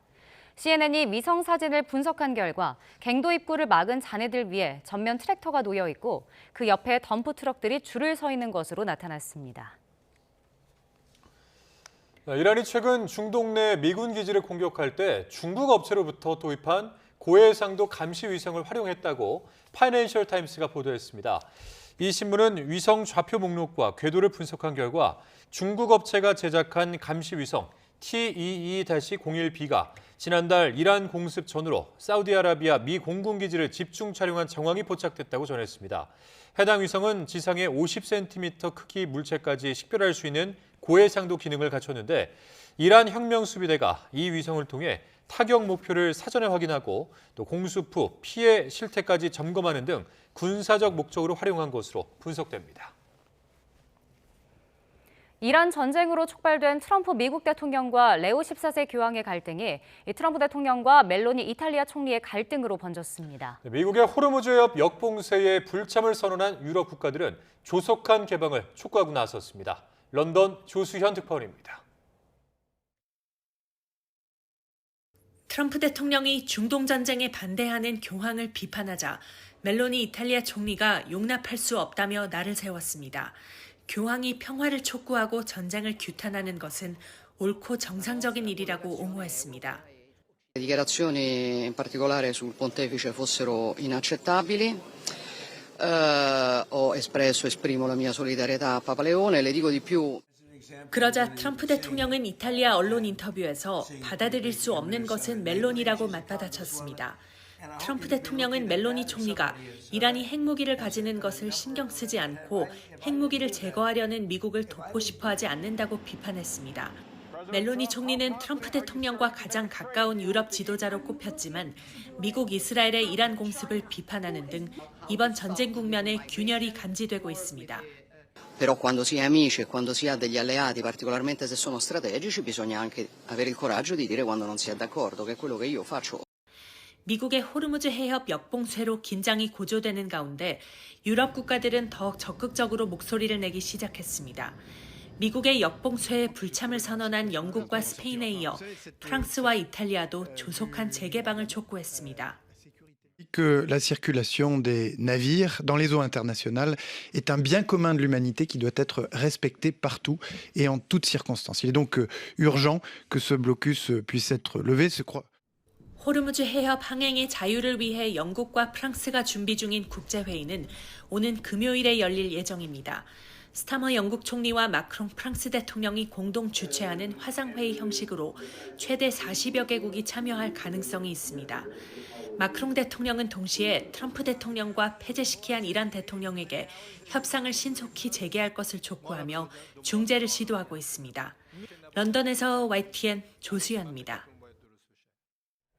레오 14세 교황이 현지 시각 14일 교황청이 발행한 메시지에서 민주주의 국가는 도덕적 가치에 뿌리를 둘 때만 건전성을 유지할 수 있다고 지적했습니다. 이어 이런 토대가 없으면 민주주의는 다수의 폭정과 기득권층의 지배를 위한 허울 중 하나가 돼버릴 위험이 있다고 강조했습니다. 이번 교황의 메시지는 트럼프 대통령이 교황에게 맹비난을 쏟아낸 후에 나온 것으로 사실상 트럼프 대통령을 겨냥한 것이란 해석이 많습니다.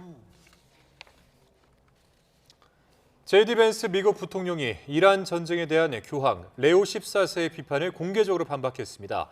로이터 통신에 따르면 벤스 부통령은 현지 시간 14일 조지아주에서 열린 보수단체 행사에서 미국 부통령이 공공정책에 대한 발언을 할 때 신중해야 하는 것처럼 교황도 신학적 문제를 언급할 때 매우 신중해야 한다고 말했습니다. 가톨릭 신자인 벤스 부통령의 공개 비판은 최근 레오 14세와 도널드 트럼프 행정부의 갈등이 심화되는 흐름과 맞물린 것으로 풀이됩니다. 국제사회 시선이 이란 전쟁에 쏠려 있는 지금 팔레스타인 가자 지구에서는 휴전이 무색하게 이스라엘의 공습이 이어지고 있습니다. 유럽연합 시민 100만 명은 집단 학살과 인권 침해를 자행하고 있다며 이스라엘과의 협력을 전면 중단하라고 촉구하고 나섰습니다. 이경아 기자입니다. 공습으로 어수선한 가자시티의 병원. 한 남성의 고통스러운 울음소리가 이어집니다. 3살 아들 야히야를 이스라엘의 폭격으로 잃은 겁니다. 힘없는 손을 하염없이 쓰다듬는 아버지 옆에는 피 묻은 운동화가 놓여 있습니다. أبوه جابوا بعد بنات يعني وحيد لأبوه إيش ذنبه؟ إيش جريمته؟ المفروض اليوم يلبس بدلة عرس. 이날 하루 가자지구 전역에서 벌어진 이스라엘의 공격으로 어린이 2명을 포함해 6명이 숨지고 10명 가까이 다쳤습니다. 지난해 10월 이스라엘은 하마스와 휴전에 합의했지만 가자지구 공격을 멈추지 않고 있습니다. 휴전 7개월 동안 숨진 팔레스타인 주민은 750명. 가자 전쟁으로 사망한 팔레스타인인 가운데 80% 이상이 민간인이라는 분석도 나왔습니다. 유럽연합 시민 100만 명은 가자 지구에서 집단 학살과 인권 침해를 조직적으로 자행하는 이스라엘과 협력을 전면 중단하라고 촉구했습니다. 지난 1월 시작한 서명운동이 석 달 만에 100만 명을 넘기면서 EU 집행위원회는 이 문제를 공식 검토할 의무가 생겼습니다. 폴란드 의회에서는 대량 학살에 항의하는 한 의원이 나치 문양을 그려넣은 이스라엘 국기를 들고 등장했습니다. 여기에 이란 전쟁까지 더해져 이스라엘을 바라보는 국제사회의 시선은 한층 냉랭해졌습니다. In considerazione della situazione attuale che stiamo vivendo, ha deciso di sospendere il rinnovo automatico dell'accordo di difesa con Israele. 전범 혐의로 체포영장이 발부된 네타냐후 총리는 이스라엘을 비난하는 국가에 대가를 치르게 할 것이라며 여론전에 몰두하고 있습니다. YTN 이경아입니다. 종전협상 재개 가능성에 코스피가 연일 상승세를 기록하며 전쟁 발발 후 종가 기준 처음으로 6,000대를 넘었습니다. 국제유가도 급락하는 등 원달러 환율은 1,470원대로 내려왔습니다. 윤태인 기자입니다. 미국과 이란 사이의 종전협상이 이틀 안에 재개될 수 있다는 가능성이 제기되는 등 코스피는 연일 강세를 이어갔습니다. 2.91% 오른 6,141로 출발하면서 개장과 동시에 6,100선을 돌파했고 장중에는 6,183을 기록했습니다. 이후 코스피는 상승폭을 좁혀 2.07% 오른 6,091을 기록하며 장을 마감했습니다. 외국인의 순매수가 지수 상승을 이끌었는데 코스피가 장중 6,100을 넘어선 것은 지난 2월 25일 이후 35일 만으로 종가가 6,000을 넘어선 것은 전쟁 발발 직후로는 처음입니다. 삼성전자는 2.2% 올라 21만 1,000원을 기록했고 SK하이닉스는 3% 가까이 상승한 113만 6,000원을 기록하는 등 시가총액 상위 종목들도 대부분 올랐습니다. 실적 부분이 시장에서는 주목을 받을 수밖에 없고요. 이런 부분들이 이 주식시장 내부적으로는 반도체주를 중심으로 해서 주가가 올라가게 하는 원동력으로 작동을 하고 있다라고 봐야 됩니다. 1140에서 거래를 시작한 코스닥은 기관과 외국인의 지수 견인에 2.72% 상승한 1152로 거래를 마무리했습니다. 원달러 환율도 1470원대 초중반을 오가는 등 하락세를 보이며 1474원에 주간 거래를 마쳤습니다. 이 같은 환율 하락세는 미국과 이란 사이 종전 기대감에 미국 서부 텍사스산 원유 선물 가격이 배럴당 90달러 근처에 머무르는 등 국제 유가가 하락한 영향으로 풀이됩니다. 이런 가운데 앞서 발표된 국민연금 환해지 비율 확대 조정 계획이 이후 환율 안정에 영향을 줄 수 있다는 분석도 나옵니다. YTN 윤태인입니다. 전쟁 여파로 지난달 수입 물가가 16% 넘게 뛰며 28년 만에 최고 상승률을 기록했습니다. 원유와 나프타 등이 큰 폭으로 올랐는데 전쟁이 길어질수록 원재료 공급 차질로 물가 상승 압력이 커질 전망입니다. 김세호 기자입니다. 지난달 수입 제품 가격이 28년 만에 가장 큰 폭으로 치솟았습니다. 3월 기준 수입 물가 지수는 169.38로 2월보다 16.1% 올랐습니다.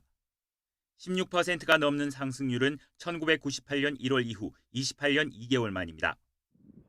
오름세는 지난해 7월 이후 9개월째입니다.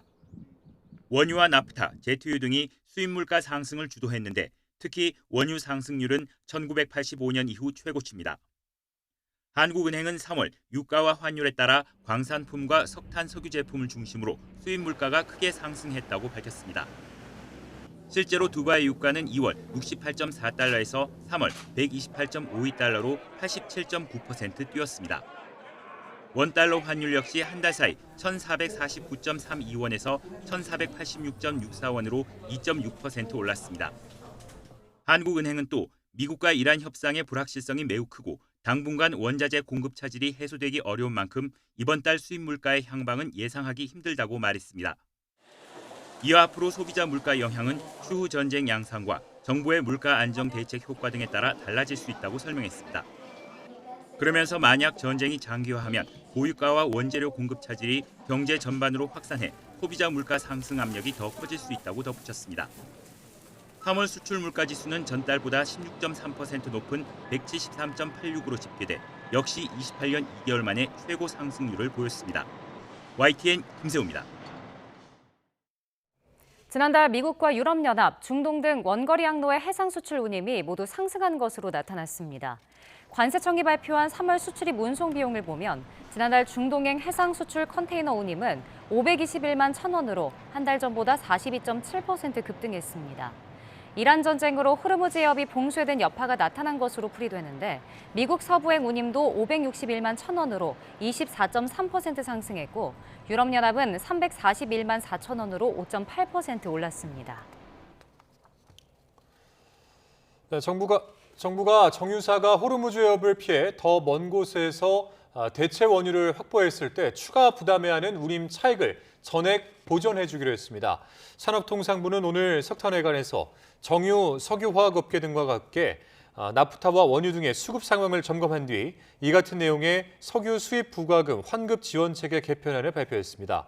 산업부는 이달부터 오는 6월까지 석 달 동안 미주와 아프리카, 유럽 등 비중동 지역에서 확보한 원유와 기존 중동 원유의 운임 차익 지원 상한선을 없애고 리터당 16원인 석유 수입 부과금의 총 한도 안에서 100%까지 지원율을 높일 예정입니다. 전략경제협력 특사 자격으로 중동과 중앙아시아를 방문한 강훈식 대통령 비서실장이 연말까지 원유 2억 7천만 배럴 도입을 확정했다고 밝혔습니다. 호르무즈 해협을 거치지 않고 들여온다는 설명인데 에너지 수급 안정화에 도움이 될 것으로 보입니다. 홍민기 기자입니다. 강훈식 비서실장이 도입을 확정했다고 밝힌 규모는 원유 2억 7,300만 배럴, 나프타 210만 톤입니다. 구체적으로는 올해 연말까지 사우디아라비아에서 가장 많은 2억 5천만 배럴을 들여오고 나프타는 오만과 사우디에서 각각 공급받는다는 계획입니다. 별도의 비상조치 없이 경제가 정상 운영되는 상황에서 3달 이상 쓸 수 있는 물량입니다. 나프타 210만 톤은 작년 기준으로 약 한 달치 수입량에 해당됩니다. 특히 해당 물량은 호르무즈 봉쇄 여부와 무관한 공급로를 통해 들여오기로 한 만큼 국내 에너지 수급 안정화에 실질적으로 도움이 될 것으로 기대된다고 설명했습니다. 강 실장은 세계 각국이 원유 확보 경쟁에 나서고 있는 상황에서 대통령 특사단을 파견한 우리 정부의 노력이 통한 것 같다고 설명했습니다. 오만 측은 중동 전쟁 이후 세계 각국의 기업들이 접촉해오고 있으나 한국과 같이 정부가 직접 나서는 경우는 처음 본다며 또 오만에서는 호르무즈 해협 내에 있는 우리 국적 선박 26척의 안전을 위해 적극적으로 협조하겠다는 의사를 확인했고 카자흐스탄과는 전략적 경제 협력을 위한 소통 채널 구축, 사우디와는 자동차 조선 협력에 대해서도 논의하는 성과도 있었다고 설명했습니다. 현지에서 미국과 이란의 2주 휴전 소식을 들은 뒤 예정에 없던 카타르를 방문해 올해 LNG 공급 계약을 차질 없이 이행하겠다는 약속도 받아냈습니다. 청와대는 다만 공공기관 차량 이부제 등 에너지 절약 대책은 당분간 계속 시행될 거라고 밝혔습니다. 석유 최고 가격제 역시 이어가되 가격 조정이 필요한지에 대해선 토론하고 있다고 덧붙였습니다. YTN 홍민기입니다. 경기 양주시에서 학대 의심 사건으로 숨진 3살 아이의 몸 곳곳에서 뇌출혈과 멍자국, 혈액 수치까지 여러 이상 흔적이 확인됐습니다. 경찰은 친부의 혐의 변경을 검토하고 정확한 사인 조사를 위해 부검까지 진행할 방침입니다. 이수빈 기자가 단독 보도합니다. 숨진 3살 아이가 의식을 잃은 채 병원에 도착한 건 지난 9일 저녁 7시 20분쯤입니다. 친부로 추정되는 남성은 아이가 부딪혀 정신을 못 차린다며 119에 직접 신고했고 아이는 곧바로 병원에 옮겨졌습니다. 이송되고 2시간 정도 지난 밤 9시 반쯤 병원 측은 아동학대가 의심된다며 경찰에 신고했습니다. YTN 취재 결과 아이가 병원에 도착했을 당시 뇌출혈과 멍자국이 확인된 데 이어 혈액검사에서도 이상 수치가 나타난 것으로 파악됐습니다. 피해 아동의 췌장 수치와 간 수치가 정상 범위의 10배 넘게 나온 겁니다. 아이의 머리 왼쪽에는 광범위한 뇌출혈이 있었고 귀와 발목, 무릎, 턱 등 여러 부위에서 멍자국이 발견됐습니다. 전문가들은 복부에 직접적인 외상이 없더라도 이 같은 혈액 수치는 학대를 의심할 수 있는 근거가 된다고 설명합니다. 췌장이나 간 수치가 증가된 경우에는 외상에 의한 장기 손상을 의심할 수 있는 상황이고 특별히 가해자가 있는 상황이라고 의심되는 상황에서 간이나 췌장 수치가 많이 올라가 있다면 아동학대도 의심할 수 있는 상황이라고 볼 수 있습니다. 피해 아동은 병원에 옮겨진 지 닷새 만인 지난밤 끝내 숨졌습니다. 경찰은 친부에게 적용했던 아동학대 중상해 혐의를 아동학대 치사 혐의로 변경하는 방안을 검토하고 있습니다. 또 정확한 사인을 밝히기 위해 국립과학수사연구원에서 피해 아동에 대한 부검을 진행할 예정입니다. YTN 이수빈입니다. 숨진 3살 아이를 학대한 혐의를 받는 부모는 앞서 아이의 연명 치료를 중단하려고 했던 것으로 확인됐습니다. 수사당국은 피해자들이 친권 행사를 못하도록 조치하고 임시 후견인을 선임했습니다. 이어서 표정호 기자가 단독 보도합니다. 지난 9일 아이의 부모는 아동학대 정황을 발견한 의료진의 신고로 응급실에서 긴급 체포됐습니다. 경찰은 다음 날 새벽 피해 아동의 치료 등을 고려해 친모는 석방하고 수사를 이어갔습니다. 그런데 친부가 구속된 다음 날인 지난 13일 이들 부부는 아이에 대한 연명치료 중단 의사를 밝혔던 걸로 확인됐습니다.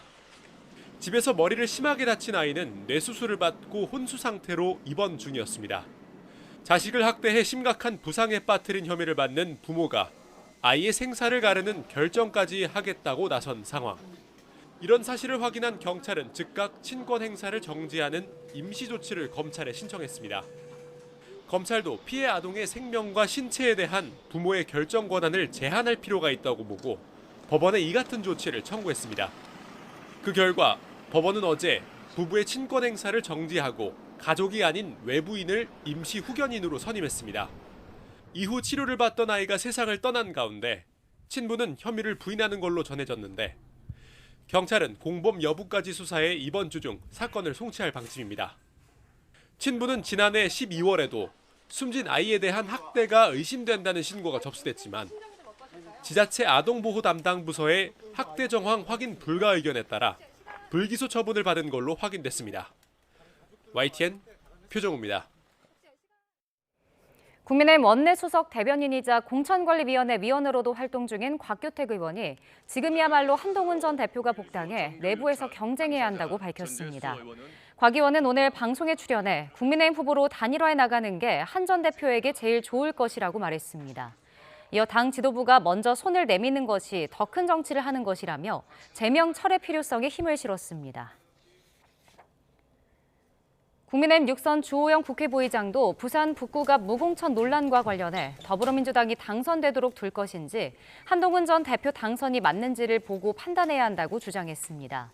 주 의원은 오늘 라디오 방송에 출연해 범보수가 민주당을 견제하고 정권 재창출을 해야 한다며 사실상 무공천 주장에 힘을 실었습니다.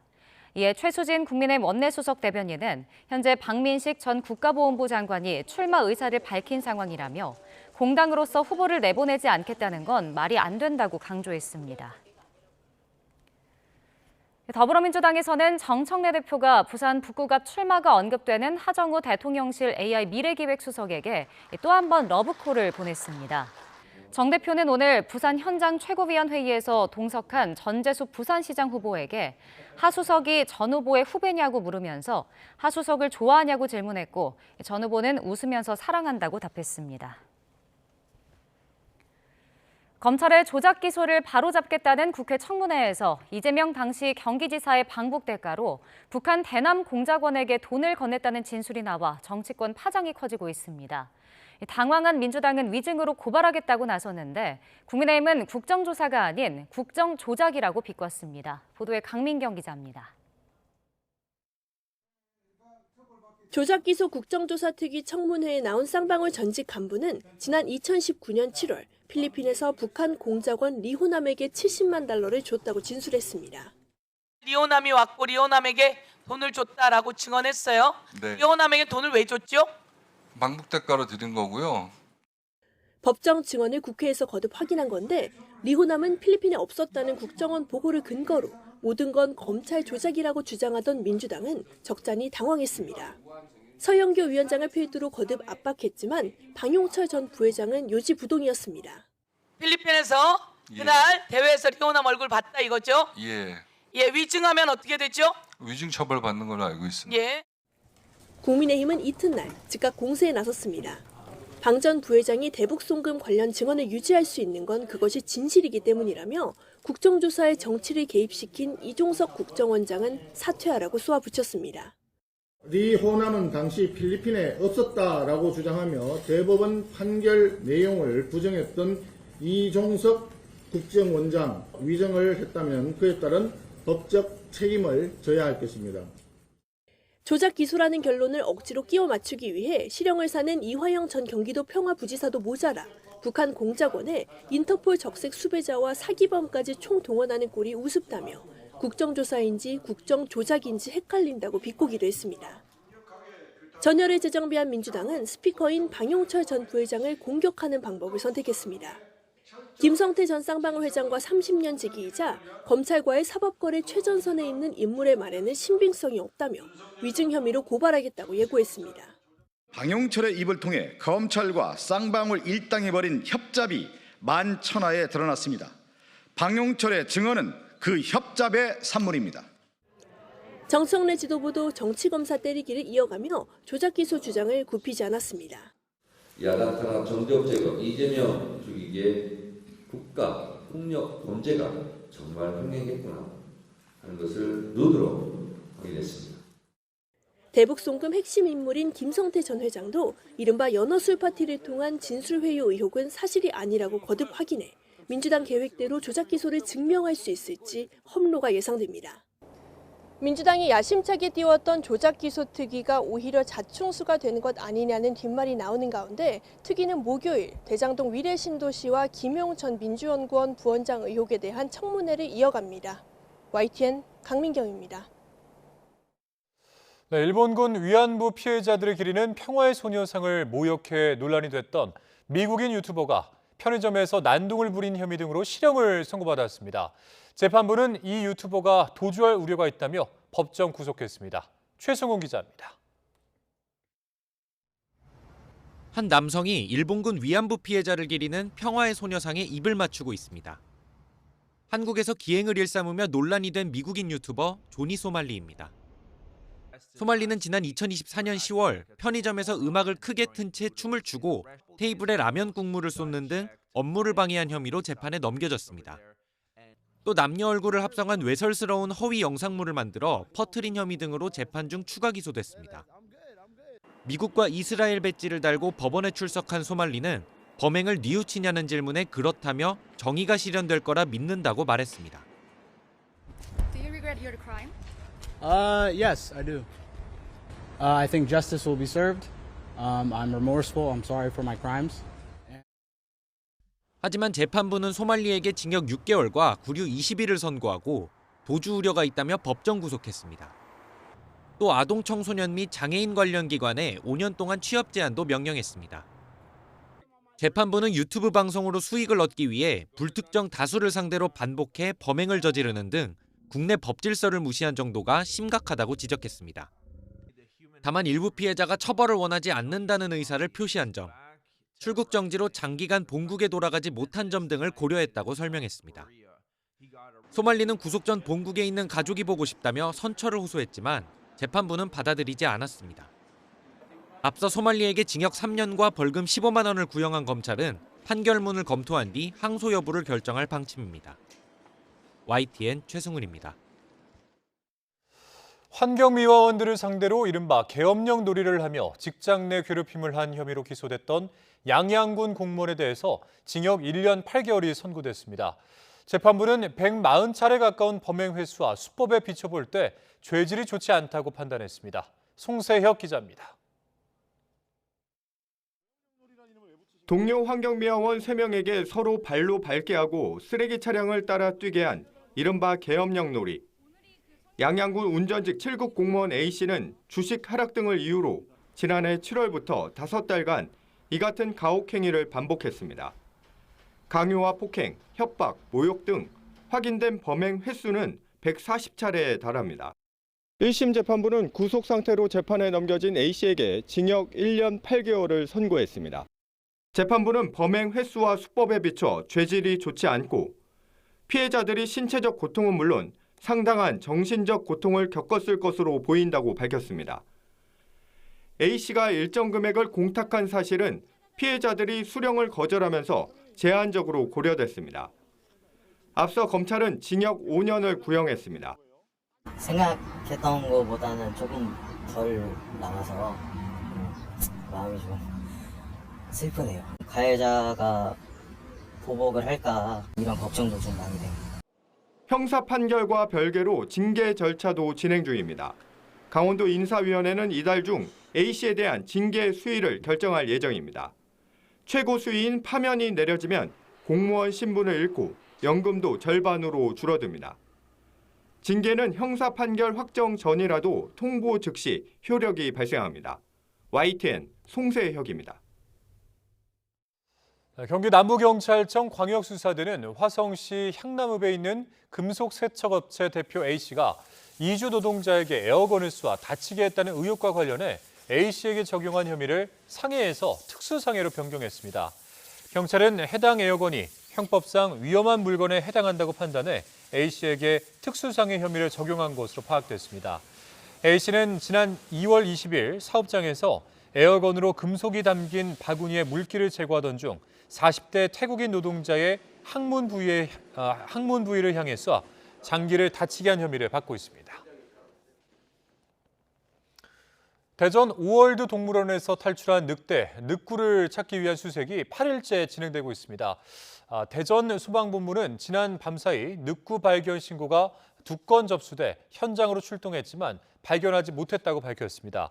어젯밤 8시 30분쯤 대전 산성초등학교 근처에서 늑대를 봤다는 신고가 접수됐고 오늘 새벽 6시 40분쯤에는 대전 중구 침산동에서 늑대 발자국을 봤다는 신고가 있었다고 소방본부는 전했습니다. 6년 전 3살 배기 딸을 살해한 친모와 또 시신을 안매장한 당시 남자친구가 구속 상태로 재판에 넘겨졌습니다. YTN 취재 결과 검찰은 이 친모가 아이 시신을 유기하는 과정에도 공모한 것으로 판단했습니다. 김희영 기자의 단독 보도입니다. 6년 만에 드러난 3살 딸 살해 사건. 범행은 아이가 제대로 등교하지 않는 것을 수상하게 여긴 초등학교에서 경찰에 신고하면서 드러났습니다. 아이 폭행하거나 방임했습니까? 남자친구 조카는 학교에 왜 들어가신 거예요? 검찰은 A씨가 2020년 2월쯤 갈등하던 남편과 별거를 시작한 뒤 아이 양육에 부담을 느꼈고 새로 사귄 남자친구와 살고 싶다고 생각해 범행한 것으로 봤습니다. YTN이 확보한 공소장을 보면 A씨는 2020년 3월 집 안방에서 자고 있던 딸의 몸에 올라가 목을 졸라 살해한 뒤 아이를 죽였다, 살려달라며 당시 남자친구였던 B씨에게 연락한 것으로 나옵니다. 특히 검찰 보안 수사 결과 아이가 숨진 뒤 동거를 시작한 두 사람이 아이의 시신을 처리하는 방법을 논의해 땅에 묻기로 한 것으로 파악됐습니다. 이뿐 아니라 A씨는 아이가 숨진 뒤에도 아동수당과 양육수당을 1,000만 원 넘게 받은 것으로 조사됐습니다. 검찰은 A씨에 대해 살인과 영유아 보육법 위반 등 기존 4개 혐의에 시체 은닉 혐의를 추가하고 B씨에 대해서는 시체 은닉과 범인 은닉 등 3개 혐의를 적용해 재판에 넘겼습니다. YTN 김희영입니다. 4.16 연대는 세월호 참사 10회 맞아 내일 오후 4시 16분 서울 중구 서울시의회 본관 앞에 마련된 세월호 기억 공간에서 시민 기억식을 개최합니다. 행사는 묵념과 시민 발언, 추모 공연 등 순서로 진행되며 내일 오후 3시 안산 화랑 유원지에서도 열립니다. 단체는 사회적 참사 특별조사위원회가 2022년 국가에 공식 권관을 제시한 지 수년이 흘렀지만 정부 부처와 국회의 이행 실태는 여전히 미진하다며 대통령 공식 사과와 생명안전기본법 제정을 촉구하는 활동을 이어갈 방침이라고 밝혔습니다.